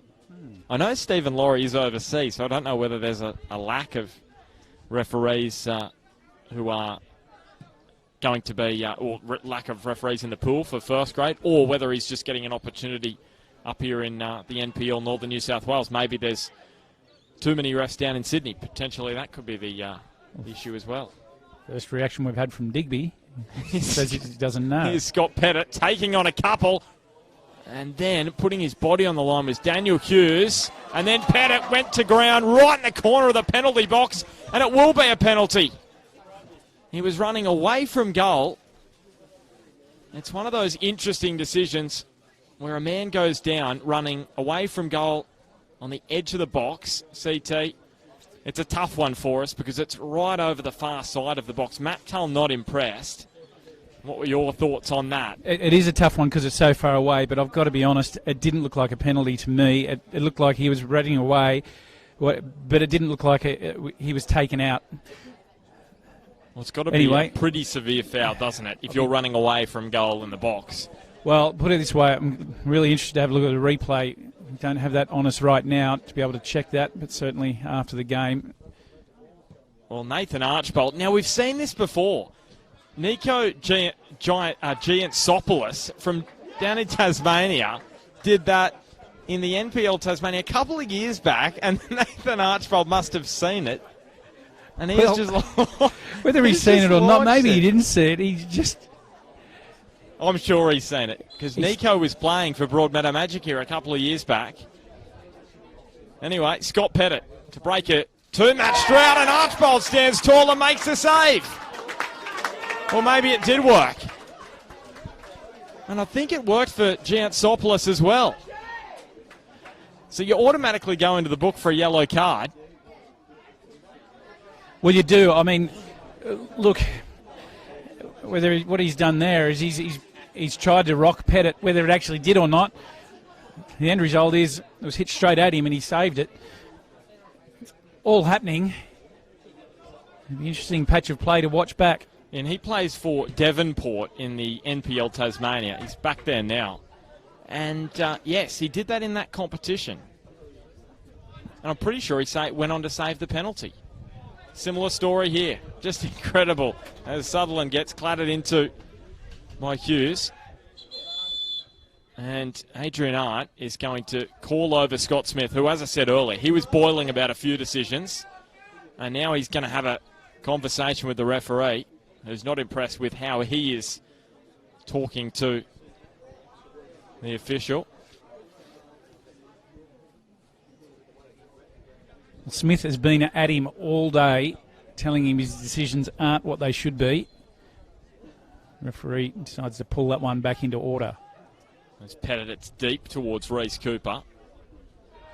And now Sutherland attempting a strike between bodies. And the clearance from Scott Smith is long and finds Kyle Hodges.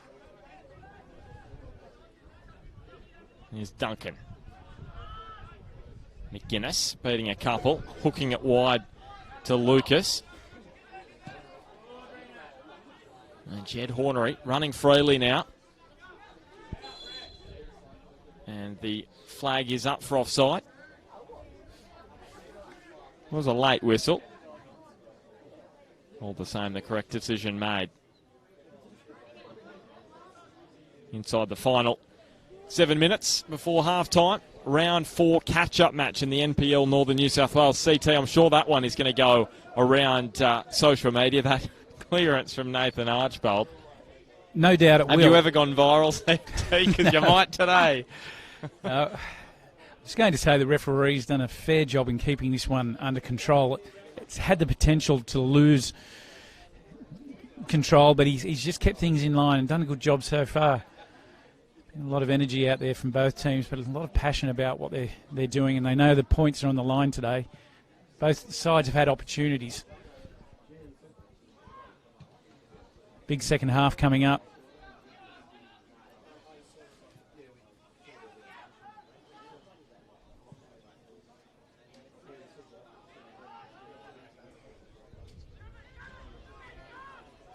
So chances for both sides, and Olympic with that penalty saved by Nathan Archbold. What a moment that could turn out to be. Controversial penalty, so they probably feel justice was done in that sense. Here's Reece Cooper. 1 goal in his last 10 matches. Sutherland down the edge of the byline, and again he's just out-muscled there by his opposite number, Riley McNaughton.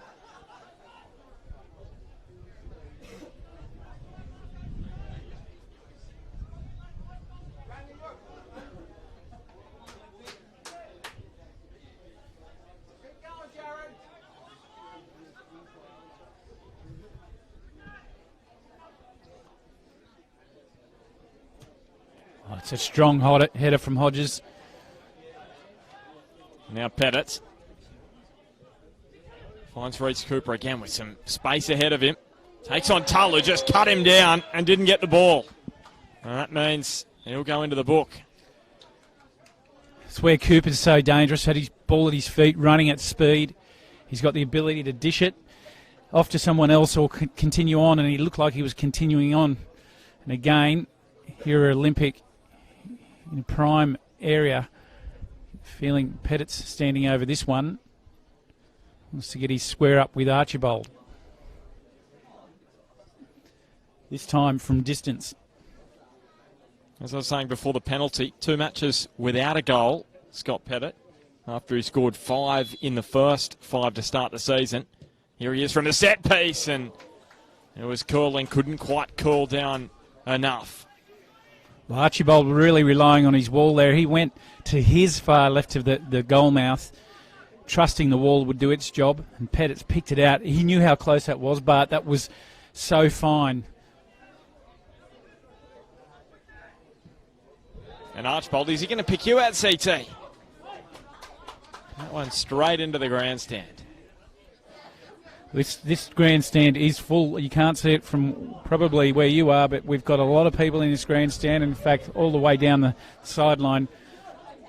Great crowd in this afternoon. McPherson, what about that close ball control from Pete McPherson?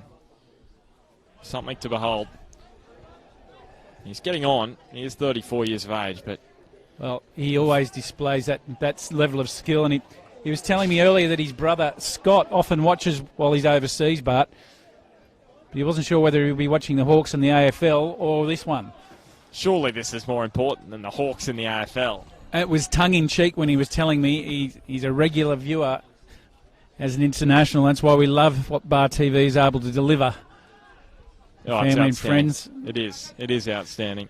And great to be with you this afternoon. Round 4 of the NPL Northern New South Wales. Ben Homer, Chris Turner with you in commentary for this one. Kawachi. And this time he is outmuscled by Daniel Hughes, who has made every post a winner in his start this afternoon. The 17-year-old playing at centre-back for Charlestown.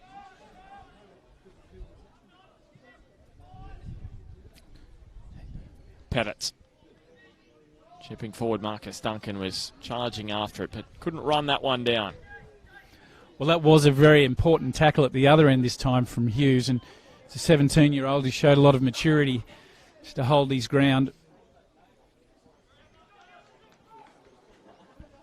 Entering the final minutes of this first 45, it's been tense, tight, plenty of emotion, passion, and it's going to set us up for a really interesting last 45, CT. Can't wait for this. It's been a simmering match and so much on the line as well. It's had everything except goals and a comment from former referee Andrew Digby, but other than those two things, we've seen it all so far. Maybe not a red card. You have got the red microphone though, CT. You can hand that out to anyone. No. McGuinness. Great swivel and turn on the ball. And now Kawachi is able to reel it in. And who was there? Daniel Hughes. And he's done so well that the ricochet's come back off Kawachi. So it will be the goal kick for the Blues. 8th place on the table, Charlestown. 3 wins, 3 losses to start the season. And for Hamilton, 3 wins, 3 losses and a draw in 7 matches played.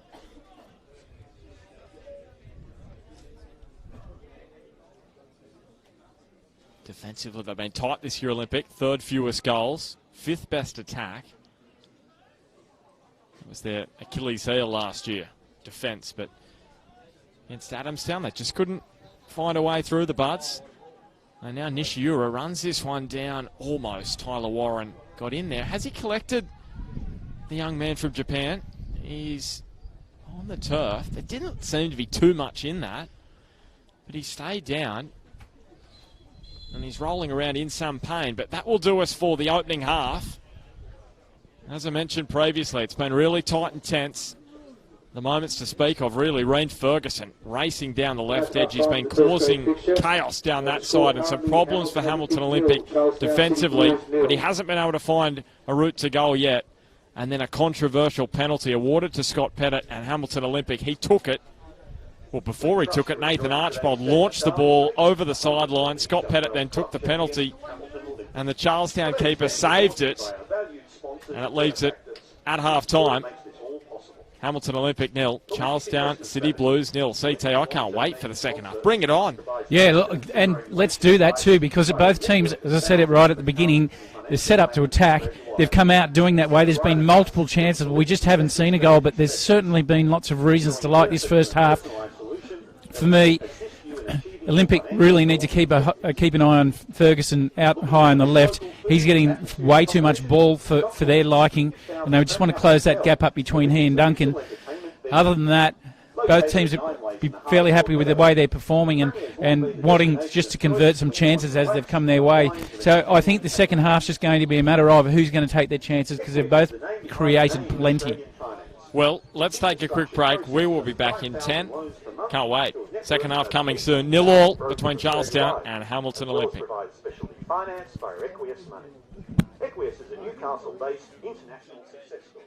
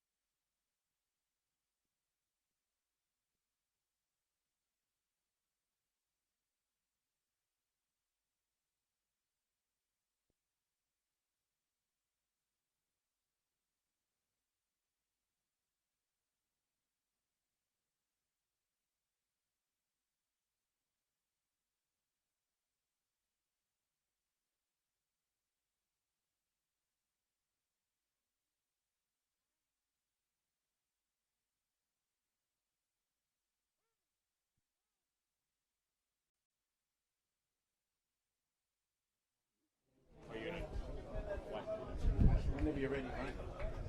Thanks, Mike. Welcome back to Darling Street Oval in Hamilton for round 4 of the NPL Northern New South Wales. It's a catch-up match. We are through 8 rounds, but this one a catch-up match from a wet weekend about a month ago now. Adrian Art getting us back underway for the second half. Charlestown Scott Smith in the centre circle finds Riley McNaughton. A crucial final 45 minutes for both of these two sides who are currently filling up the middle rungs of the table, and a loss is on neither side's plans for this afternoon. As we see Kawachi take on the strike, a deflection will swirl into the arms of Nathan Archbold. So it's a really, really important half for both of these two sides in the context of their seasons. They can't afford a 4th loss it would mean for each of them. That's exactly right, Barton. It'd be interesting to see what the coaches had to say, but I would be very confident they'd be happy with the way that both teams have performed in the first half from an attacking point of view, because they've created plenty of opportunities. As I pointed out before, probably for me, Reen Ferguson is one they just need to be careful of, because he's been on the ball quite a lot for Charlestown, and Duncan has got his hands full with him this afternoon. A good quality player.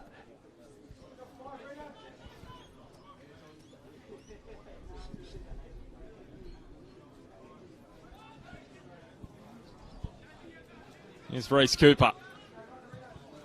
Chipping forward, Jed Hornery charging after it. Daniel Hughes pushing him out wide, and the pass in the end misguided and straight into the path of Zach Lloyd. Now Tull to Nishiura, some space in the midfield for Nishiura, who feeds it wide to Ferguson. He's got a couple of Olympic players approaching him. Thinks it across goal, just above Kane Goodchild. Scott Smith was approaching at the back post. A man from Japan finds Matt Tull. Curls it with some venom out to Ferguson, who hooks it back across goal.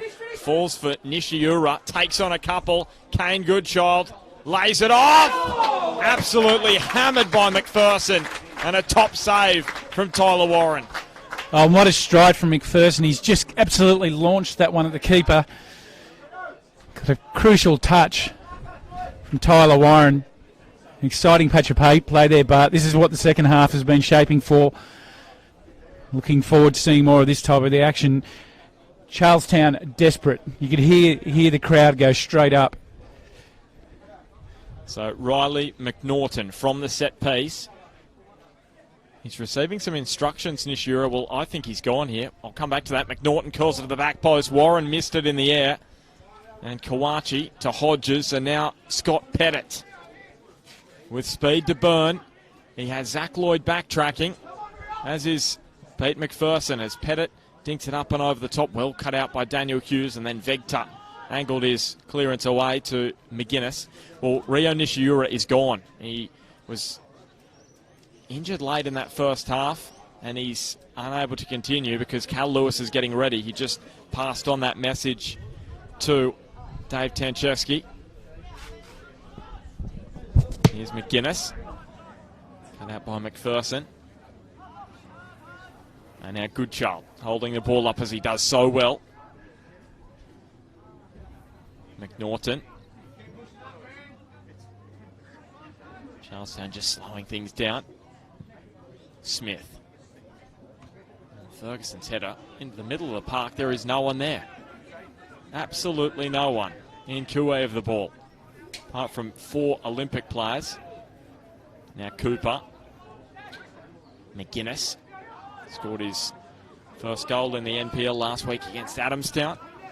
McPherson hasn't scored in a year and almost broke that drought right then and there as Matt Tull wins a free kick. Just used his experience there as Ornery knocked him off balance, and Nishiura is done. And CT, he has been outstanding this afternoon. Absolutely outstanding. Really enjoyed watching him. Sad to see him go down the tunnel limping. Yeah, he's had a fantastic afternoon, and just his agility, his close ball control, and the ability to keep teams guessing has been really fun to watch. And he's been replaced by number 10, Cal Lewis. So Cal Lewis, he's been in the starting side for most of the year. Dropped back to the bench this afternoon. And now Matt Tull. And Tyler Warren, well, what's going on there? He's made the save, but really should have claimed that. Yeah, he'll be disappointed with that one. Another one for the highlights reel for Tyler. Is that the highlights reel with the Benny Hill music backing, CT? It's starting to fill up. At least he hasn't tripped over the goals this afternoon. That's all I can say. Not yet. McNaughton. Get some height in behind. Ferguson got there, and Warren, he did well there. Yeah, and that's, look, all jokes aside, that's what he's good at. He's there when he's needed to be, and he pulls off some big saves right at the right times, and that's one of them.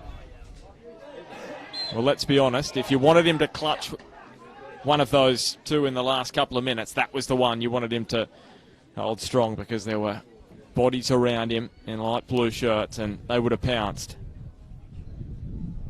Penalty box predators in light blue shirts. Kane Goodchild, Scott Smith, Rain Ferguson as well. And Cal Lewis out there now. And now Jed Hornery. He's had an awful run of luck with injuries. Hopefully he's all good. In his last full season, so last year he had a really tough season with injury. In his last full season, 2017, with the Mariners under-18s in NPL 2, scored 16 goals in 21 matches. That's what he can do. Scott Pettit bends it across goal. Great ball in from Pettit. Hit with purpose with some swerve. How's he won the ball? Beats a couple, charges into the box, and then he overhits the ball. Hornery able to reel it in. He fires it back across goal. Ball's coming in from all angles and areas. Cooper. Hornery on the turn. Can he fire on goal? He can't, but he's going to win his side a corner. Another quality patch of play from Olympic right there. Plenty of players on the ball, lots of opportunities. Peter McGuinness, that is, will be just absolutely hoping that something goes in. Pettit, good height, and in the end, just above Marcus Duncan. Surprising, because he's a tall young lad. And now McGuinness just using that turn of speed to Jared Sutherland. And it comes to naught in the end, but it will be a corner. So Olympic just building some pressure here. They certainly are, and Coach Tanch will be looking to get this ball out of the danger zone, and preferably playing up in the top third of his attacking end, and we're encouraging his troops to do so.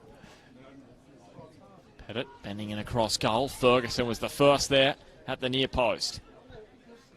McGuinness to Cody Lucas. Pass angled, and McNaughton didn't do a great job of dealing with that. And Scott Pettit, can he wriggle free of a couple? He can't. It was Matt Tull who mopped up for Charlestown. As you would expect, the skipper, once again, leading by example this afternoon. McNaughton.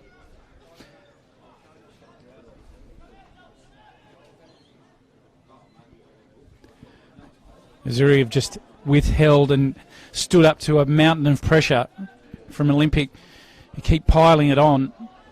As I said before, Bart, they'll just be wanting to shift the area of play. They want to shift out of their bottom third because that's where they're stuck just at the moment.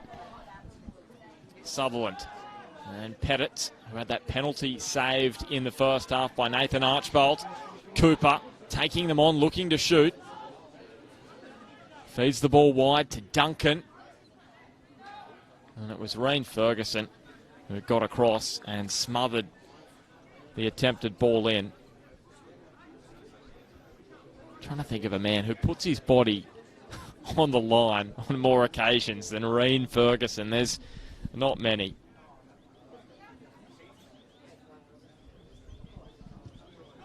Pettit, cross goal. Sutherland bending it in.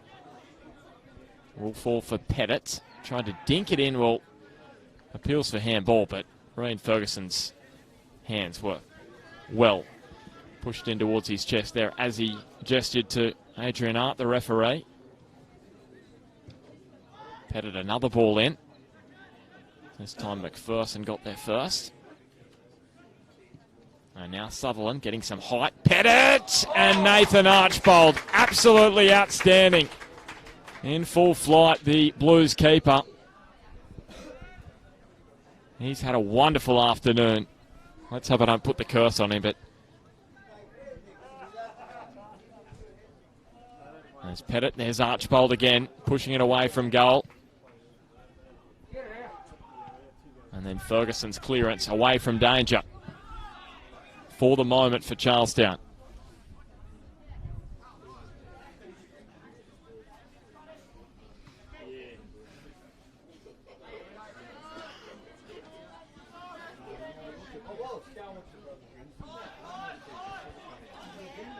Another ball crossed out there for Sutherland.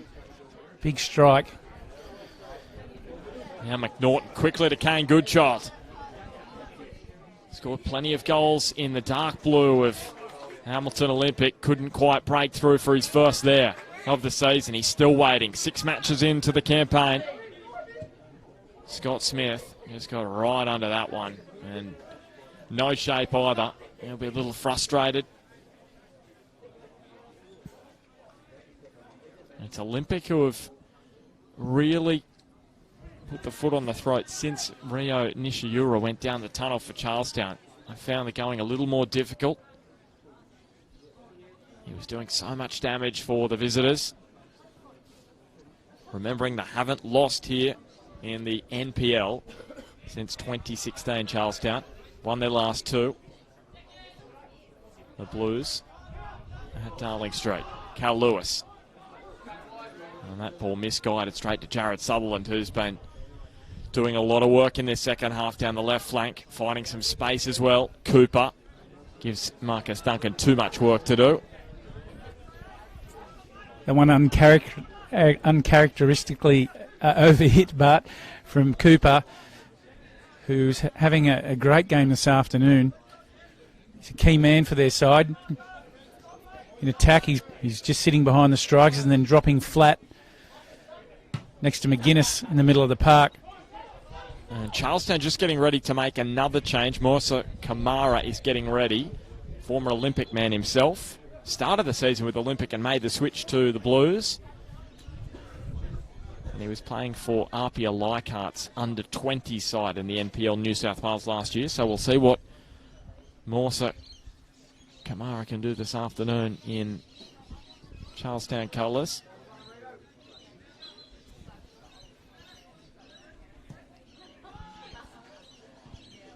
Handed away by Vegta.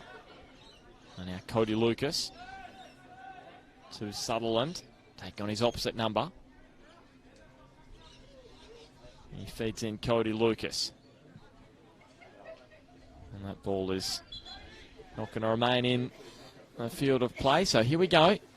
Morsa Kamara.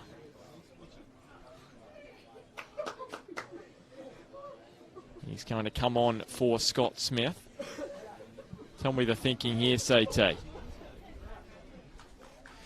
It's an interesting decision.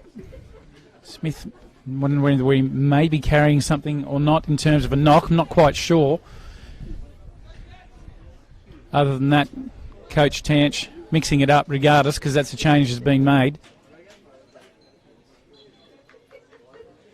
See whether their formation changes at all. Can't imagine that it would. Ball up and over the top of Charlestown's front line again. CT, just on Kane Goodchild, we've mentioned how he hasn't scored this season, but just opportunities this year for him have been few and far between. It seems as the ball here falls for Scott Pettit. He angles the pass to Jared Sutherland. 1-on-1 with Riley McNaughton, who can't prevent him. Well, he can prevent him in the end, getting past, but Jed Horner is back on the ball for Olympic. Threads it across goal, and it was Daniel Hughes sweeping the ball away. Kamara. And Reese Cooper absolutely slid in there. And he may be lucky. Reese Cooper, he's only got a yellow there because you heard that one, didn't you, CT? Well, yeah, I did. Apologies for the reaction there. A bit of a raw reaction, but that's certainly, he was clipped running at speed. And you see bodies at high speed in the air, getting a little bit nervous. about the outcome, but he looks like he's more than okay. Maybe just a shock of the whole thing, because it was spectacular, the collision. Here's Kamara. Is Reese Cooper lucky, CT? Our Olympic lucky to have full complement out there. Here's Goodchild bearing down on goal, and Tyler Warren spilt it, and Goodchild's down. Well, I think he's very unlucky, Kane Goodchild, not to have been rewarded with a penalty there. And he's absolutely filthy, and can Olympic make them pay right here and now? Here's Pettit looking towards goal. The new man out there for them, McGuinness. And he finds some space. Here is Pettit, deflection.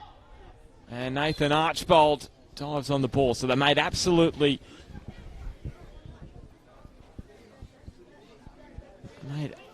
As we see Nathan Archbold in possession, I should say Olympic, they took no time to make that substitution. Ken Harrison, he started training with Olympic on Wednesday after leaving the Jets youth during the week.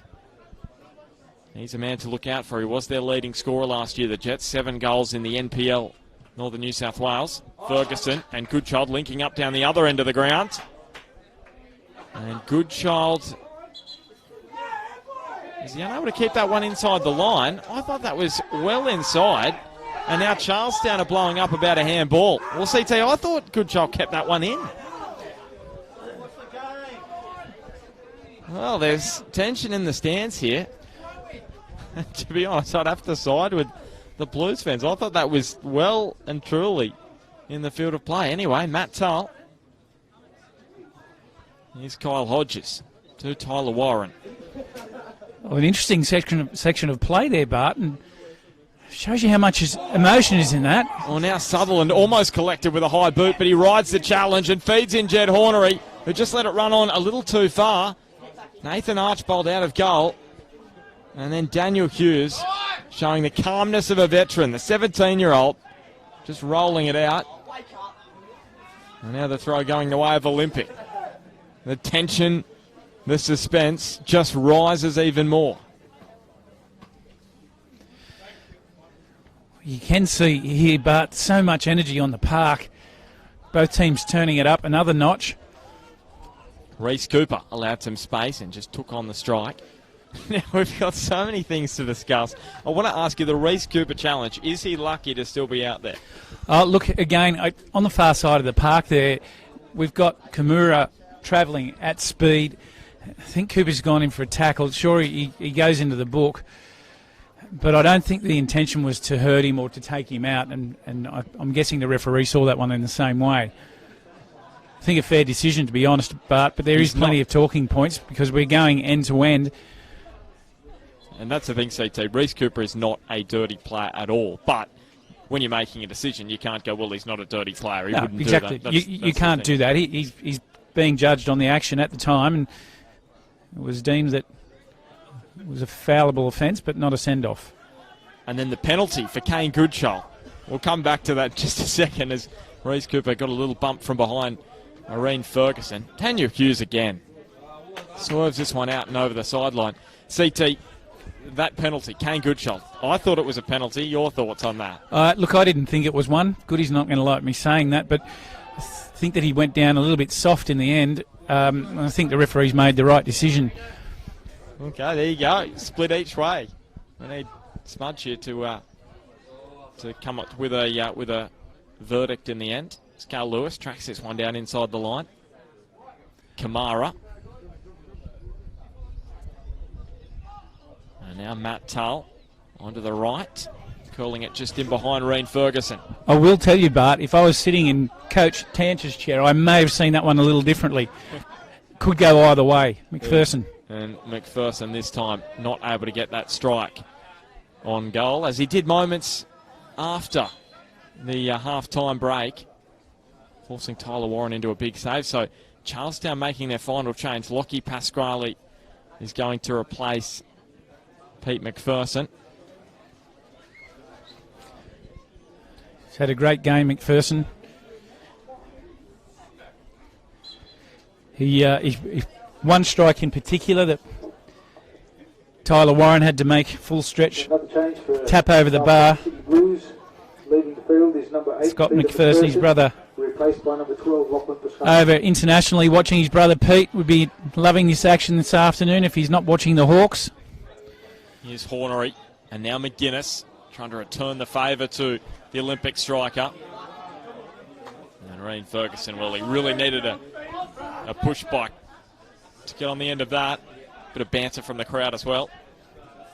And they're really enjoying this contest. It's 4th against 8th, just a point separate them on the ladder. Olympic in 4th place. Tyler Warren curling this one onto the roof. It's right above us. And the danger here aplenty for Olympic. The ball falls at the back post for Kamara. He turns and swivels, rolls it across goal, and the clearance off the line by Reece Pettit. The Olympic centre-back coming to the saviour of his side there. And it was Cal Lewis's strike, which was cleared away from goal. And now Kent Harrison turning defence into attack. Feeds in Duncan, across goal. Well, this would be a sucker punch. Now Jared Sutherland with time to pick his spot. And he couldn't show the composure that he would have liked on that occasion. Well, this will keep the blood pumping. That was a goal for all money there for Missouri. And Sutherland, in the end, clear-cut chance, but he just didn't even get it on target. But well, if you've just started watching, do not go away. This has been a fascinating contest from beginning to this point. And at the moment, I'm just wondering if either side wants to win this, because there's been some gilt-edged chances for both, and neither have been able to trouble the scoreboard attendant at this point. Well, we're feeling a goal coming on very soon, Bart, is what it feels like. Both teams really going at it now, and Pettit showing his intention. His touch took him wide. Hornery looks up, decides against playing the ball back to Pettit, and Kyle Hodges, whose last goal in the NPL came for Charlestown when they were called Azuri back in 2012. Cooper on the volley to Cody Lucas. Well closed down by McNaughton, and Kamara, the substitute, right on a dime for Reen Ferguson. Marcus Duncan backtracking and keeping an eye on Ferguson, who just went for goal. Again, Ferguson's being able to be picked out. He's loving this game because he's getting on the ball often. With a big smile on his face, as he often does, but he just keeps going at the defence of Olympic. So Ren Fukumoto is going to replace Jed Hornery. A lot of work for Jed in the front third. No goals to show for it. Hornery fell awkwardly before. He seemed to get up and moving okay, but as you say, Bart, he's put in a big shift. The change for Hamilton Olympic. Pettit curling it to Marcus Duncan. Looks for the run of Ken Harrison, shoulder to shoulder. He's got some serious speed as the new Olympic recruit. In the end, it crosses the line.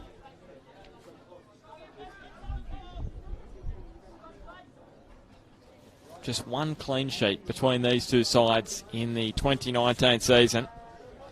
That the way of Olympic back in the last home match here against the Jets youth. And Archbold, well, he's almost taken out Pete McGuinness there in the Olympic dugout.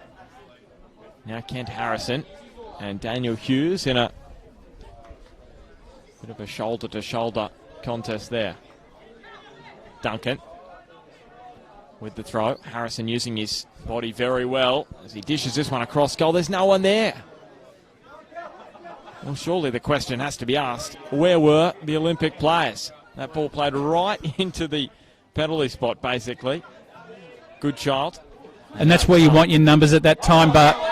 And now Matt Tull. Well, he went to grounds, and Kyle Hodges into the book. Plenty of experience in that little connection. Well, plenty of experience there from Tull, and he knows it. He came up with a smile. He's milked a yellow card out of Hodges. I'll tell you what, he's milked it quite a fair bit.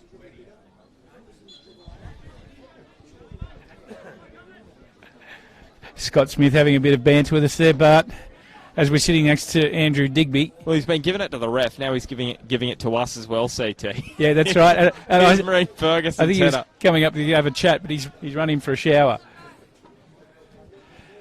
That's why we love it here at Olympic so much, Bart, and so does Smudge when he's here. Just the interaction with the crowd, the players, you're so close to the action. And Dave Tancheski can even hear when you stuff up his name because he's only about 3 metres in front of you, CT. Well, without being under pressure, I can say Tanchevsky, so that's all right. But Tanch just rolls off over the last 15-plus years.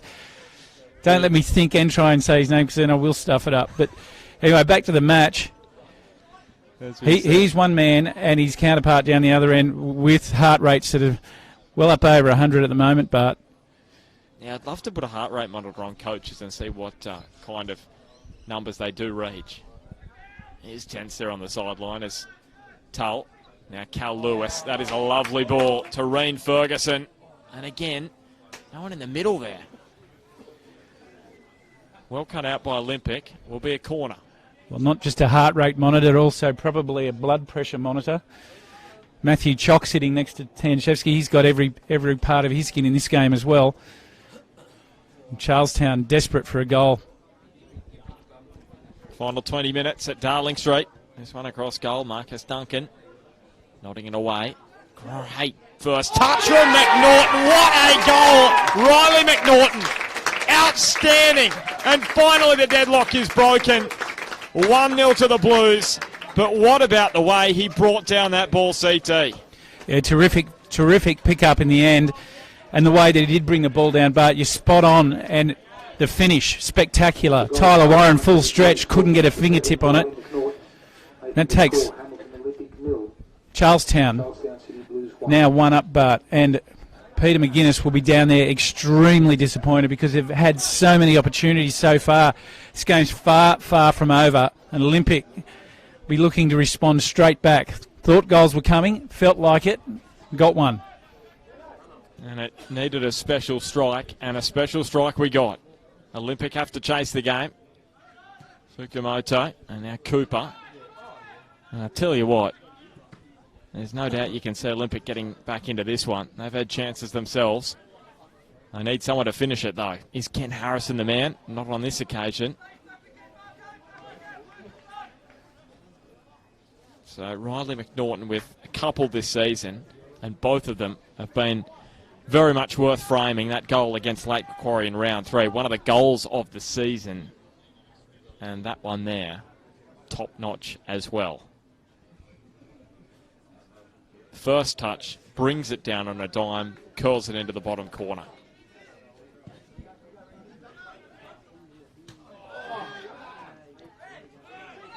Good child, wins it from Fukumoto, and then plays it straight to Reese Pettit.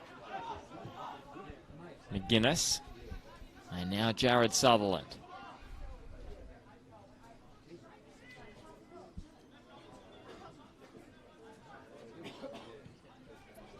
Cooper scored 2 in his last 3 against Charlestown. Reese Cooper. Duncan just hooks this one across goal. Reese Pettit will run it down inside the byline.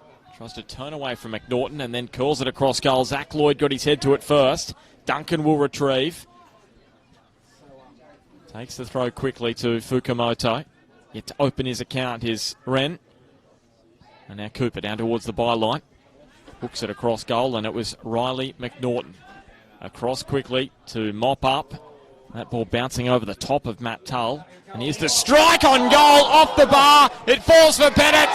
Back off the bar again. You wouldn't believe it. How have Hamilton not opened the scoring? And Charlestown can thank their lucky stars and some very, very poor finishing, let's be honest. And now Cal Lewis feeding it through. Reese Pettit was in a pickle. Did really well to deal with it in the end. What a match of football, CT. This is the best clash we've seen all year. Oh, without a doubt. This has been absolutely sensational. It is not done yet. Both strikes down there for Olympic. The second one, I'd love to see on replay. It actually looked like it went in. Linesman was on the spot to see, but gee, but maybe we go back and have a look at that one when you get an opportunity. Certainly if you get the chance at home, let us know your thoughts. via Facebook. There's put there your comment. Love to know if that second one in particular went over the line, Bart.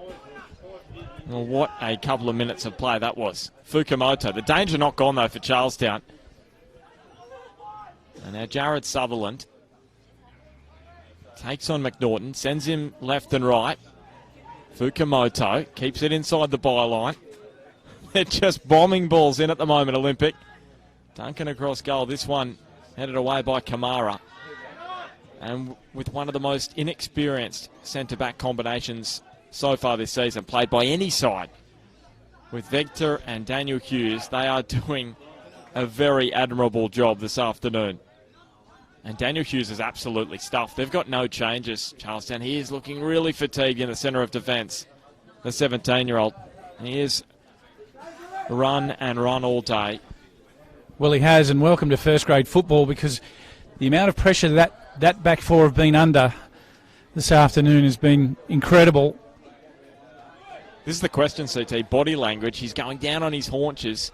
If you're the coach, you're telling him not to do that, because all of a sudden your opponent sees you looking very fatigued, and they go, well, here we go. Opportunity here as this ball bounces in front of Scott Pettit. Brings it down, and again, it's just not going Pettit's way. He had a penalty. He had it saved by Archbold. He had a strike on goal, 1-on-1 with the Charlestown keeper, and hit the bar where he should have scored.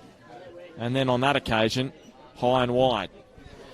Yeah, Pett would be definitely disappointed that that strike earlier that hit the bar didn't go in. But he looks like he's got plenty of energy. Unlike his 17-year-old counterpart, he's not finished yet for this afternoon. Well, up rises Reece Pettit. It falls here for Kamara. What an opportunity for Charlestown. And again, the desperation from Reece Pettit has been for all to see this afternoon. Again, clearing balls off the line, diving in there. The ball stays inside the line for Fukumoto. Cooper with a swerving ball, which is just going to drop in front of McNaughton. Cal Lewis had the run of Kamara, opted not to use it. Instead, he used his captain, Matt Tull. And Jared Sutherland looked like he was on a roundabout there, spinning around. Pettit. Sutherland beats a couple, and Archbold pushes it away. Kane Goodshot back doing the defensive work for Charlestown. All hands to the pump for the Blues at the moment. You just can't take your eyes off this match. You can't. McGuinness has got to be wondering what they've got to do to put the ball in the back of the net. If you had any hair, pulling it out, but... We spoke about their defence last year being the thing that really killed them in the end in that race to the top four. Well, this year, at the moment, it's just attacking-wise, they're finding some problems as that ball straight across goal. Too easy for Nathan Archbold. They've scored just one goal in almost 2 completed matches now. Really surprising for a side with so much attacking prowess. Good child. And remembering they haven't lost at Darling Street in 7 matches. Kamara. Fed through. Here is Kamara! And that should seal all 3 points for Charlestown. They just love playing at Darling Street. A 3rd straight victory here could be on the way. And against his former club, he will appreciate that. 2-0 to the Blues. Kamara on that occasion giving Tyler Warren absolutely no chance. He's found the bottom left-hand corner of the net. Charlestown City Blues, but are absolutely ecstatic down the other end. Peter McGuinness will be just thinking how cruel this game can be, because they've had the opportunities to go ahead and just haven't had the ball fall their way. Been so close, such a thriller this one. Again, another good 14 or so minutes, including extra time, so the game's still got plenty to go. And I tell you what, if they get one, Hamilton, you can really see them getting a second as Cooper's ball dipped up and over the top. Here's Scott Pettit on the turn, but the free kick will go the way of the Blues, and he still can't find the target. And Morsa Kamara scoring his first in the NPL there. against the club he started the season with. If that's not a dagger to the heart of Olympic, I don't know what is. Former player comes to his former home ground and may well have taken all 3 points for his side. Feels about a handball against Reece Cooper. Was the arm close to the body? That was the opinion of Adrian Art, the referee. It was in tight to the body. Pettit and McGuinness. And how big does that penalty save from Nathan Archbold way back in the first half look now? Turned over for Olympic. All of a sudden they're just running out of ideas in the final third. Kamara.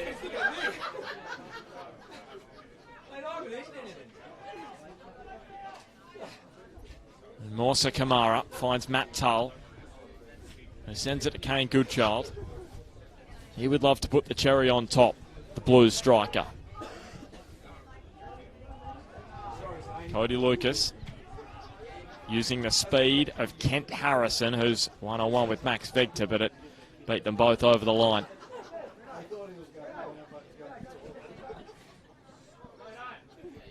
So a win here for Charlestown momentarily will take them to within 1 point of top spot on the table. That's how tight it is.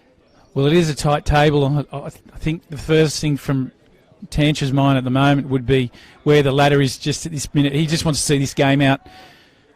He's got plenty of experience and knows that with 10 minutes to go or thereabouts, this one's still not locked up.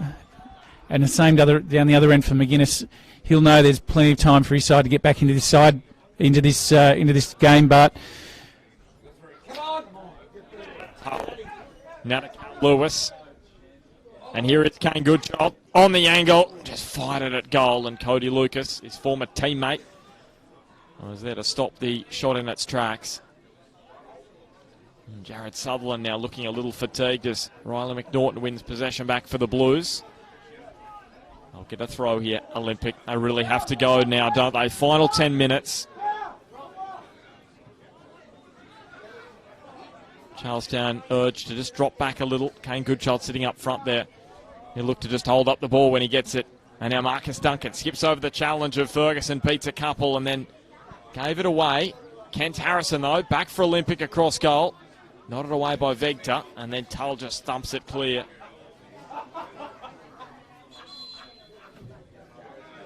So Hamilton Olympic are going to make a change here, their final change as well. And it's Jared Muller who is going to head out there. In his last 82 matches, this is in the 15s, 16s, 18s, 20s, first grade included. He hasn't scored in first grade, but in his last 82 matches, he scored 80 goals. Not a bad record. Phenomenal. And Peter McGuinness will be wanting to see something of that this afternoon and soon. His second first grade match, he made his debut on Anzac Day against Adamstown.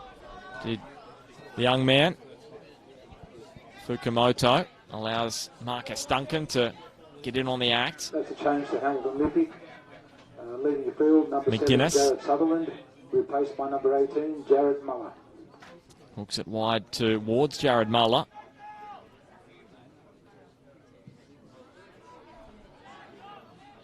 As I was saying, Jared Sutherland just looking a little fatigued in the last few minutes, so maybe that was the thinking of Pete McGuinness. There's his son rolling it wide to Reece Pettit. Cooper. And here is Muller, across goal on the volley. Well, what a way to score your first goal in the NPL that would have been. Well, that was just simply stunning to take a strike from that length. Sun in your eyes as well. And technically, it's a very difficult thing to do. And what a way that would have been to open his account in first grade. In just his second game. Not bad, is it? But in the end, just went wide. And it's smiles all round for Reen Ferguson at the moment. And the Blues bench, they are loving it currently. It's their home away from home. Heading towards a third consecutive win here at Darling Street in the league. Ferguson's had a cracking game this afternoon. He's been in everything. He's been found in space regularly and attacked all day, delivered crosses. He's been a big part of where they're sitting on the scoreline through his whole work ethic. And he's had a smile on his face, Bart, all afternoon, regardless of what the scoreline's been. Just loving it out there.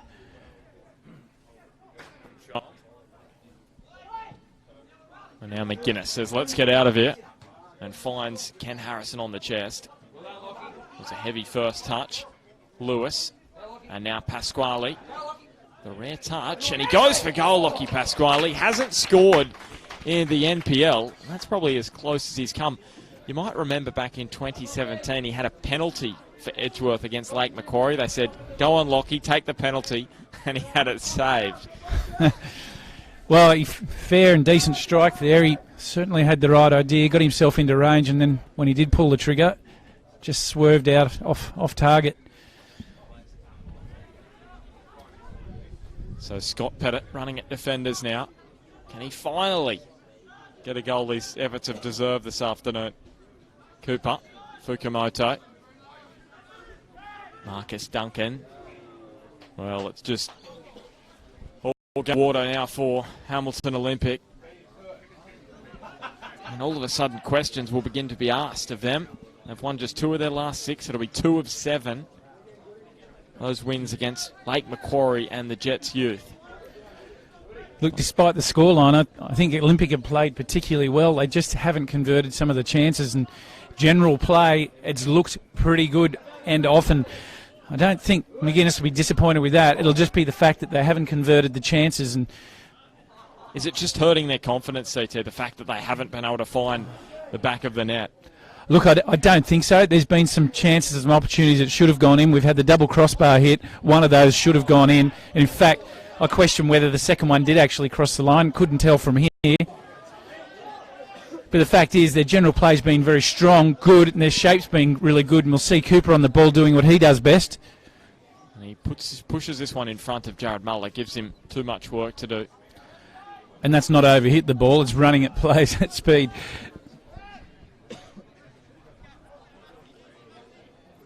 But Olympic, if they are to lose this one, they'll be very, very frustrated. Still probably about 5 or so minutes.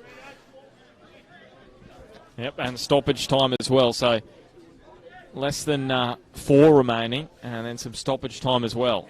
So expect probably about 3. We've had substitutions.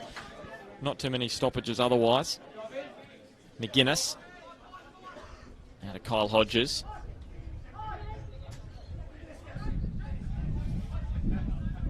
So what can the Olympic skipper conjure up here? Feeds the ball to Cody Lucas. Thinking forward, Ken Harrison. Well, they're saying that he's fouled Daniel Hughes. He was away if the ball hadn't have struck him on the leg as he looked to run through. In the end, it won't matter. Charlestown will take their time.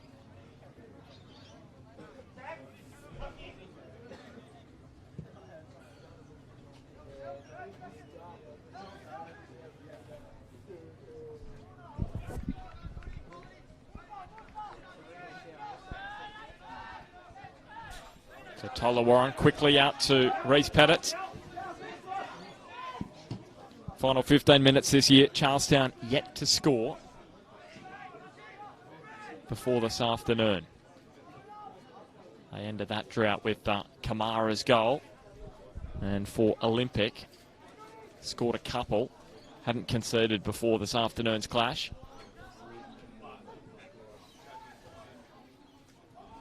There's Kamara. Finds Lewis. And now Goodchild. Kamara, he's almost in on goal there, but it is a tough angle. And now it's Cal Lewis with the yips. What is going on this afternoon, CT? Well, there's a lot of chances have gone missing, and that's definitely one of them. Lewis should have put that one away. Let's make no mistake. If the game had been at a different point, at 2-2, for example, you'd be extremely, extremely frustrated by that. But that's not the case for Charlestown at the moment. They're 2 up. In what would appear to be only a matter of minutes, not far off full time, plus stoppage to go. Well, Well, Riley McNaughton scored one of the hardest goals of probably the afternoon, the hardest to execute. And we've seen some very, very easy chances missed. It was Riley McNaughton opening the scoring for Charlestown, and then Morsa Kamara made it 2-0. And now Kane Goodchild running at defenders. And he breaks free here, Goodchild. Does he bear down on goal? Still going Goodchild! And Tyler Warren with the smother at the near post. Well, we thought that was the moment the drought was about to end. Well, he did everything right there, Goodchild. He had players around. He opted not to go, and in the end, side foot, Warren had it covered. Well, he may yet get another opportunity because Charlestown have got possession via Reen Ferguson. In the shadows of the Matt Austin stand at Darling Street Oval, Zach Lloyd doing good defensive work on this near side, and then Reece Cooper, well, he's cramping up here. It is a heavy pitch. It's a tough afternoon out there. Cooper with cramp by the look. He took maybe a knock as he went through that tackle and then cramped up. He's done a huge amount of work in the middle of the park for Olympic, getting forward when they're on the attack and then sitting. Got a defensive role as well. Pettit curls it across and straight into the waiting arms of Nathan Archbold, who is heading towards his first clean sheet of the season. But what about the two young boys in front of him? Heading towards a clean sheet, Max Vegter and Daniel Hughes. What a performance from those two. Vegter 20, Hughes 17. And both of them have stood up really strong for Charlestown. In the first half, they had in front of them Tull and McPherson screening, which has got to be great for your confidence as a young player to have that level of experience in front of you. And you could see their intention early in the game. They came out strong, and a couple of really big tackles to set the scene for this one. And then maintained that. Hughes obviously getting more tired. Welcome to first grade, because that's it for 95 minutes, 93 minutes.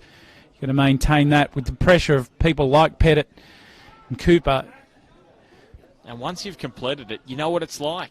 You can set that as your barometer for coming weeks and future first grade matches, because you expect those two will be back for more. Muller, cross goal. Almost falls for Duncan, but Reen Ferguson won the ball in the air. And now Matt Tull. How about that? Bit of aerial ping pong with himself. Muller outmanoeuvred in the end by Riley McNaughton.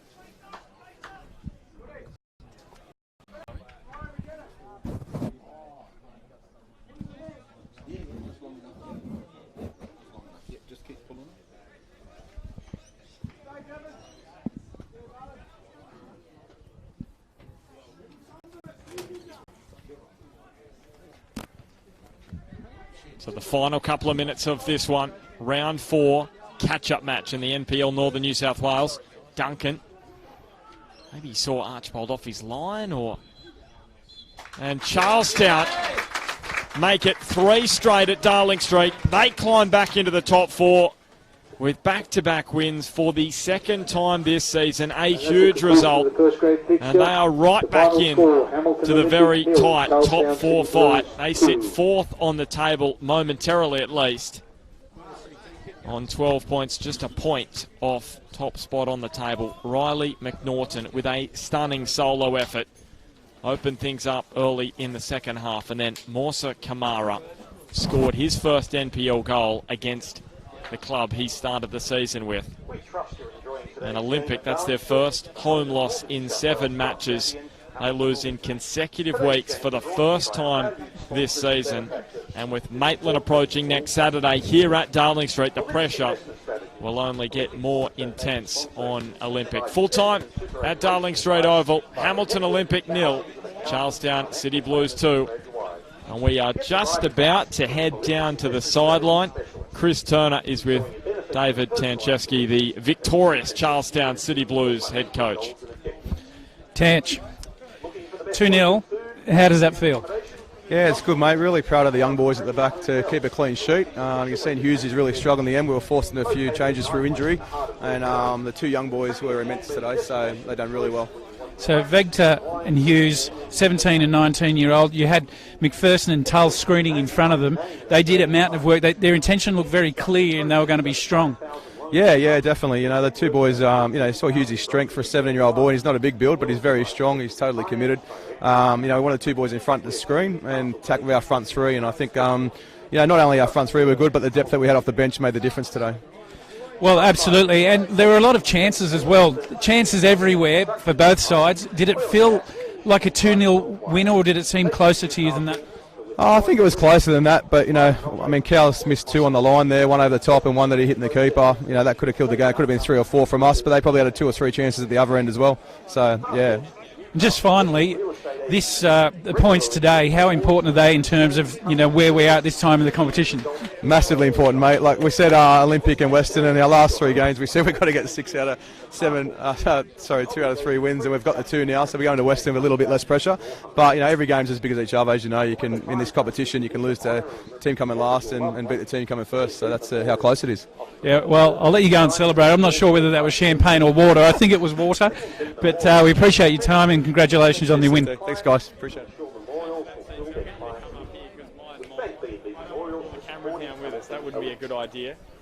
2 sides came here this afternoon to play. We had a cracking spectacle, and in the end Charlestown take all 3 points. That is huge. They were 1 point off top spot on the table. That's how tight it is. And for Olympic, they've now played 8 matches. Maitland next week, that is the match of the round on Saturday. That's really tough for Olympic. They need to win that one. Yeah, they sure do. And both sides here were set up to attack, and that's what we saw. That's why the game was so entertaining. It was from end to end. There was lots of opportunities. Look, Peter McGuinness will be extremely frustrated right now because they had opportunities that could have and should have gone in. Tanch, on the other hand, had some opportunities that did go in.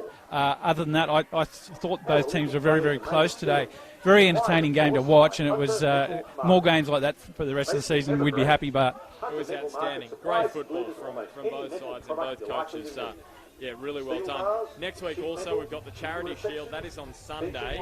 Lambton Jaffers heading to Magic Park to take on Broadmeadow Magic. You've done a lot of work with this. Tell us a bit about that. That'll be a big clash. 2:30 on Sunday.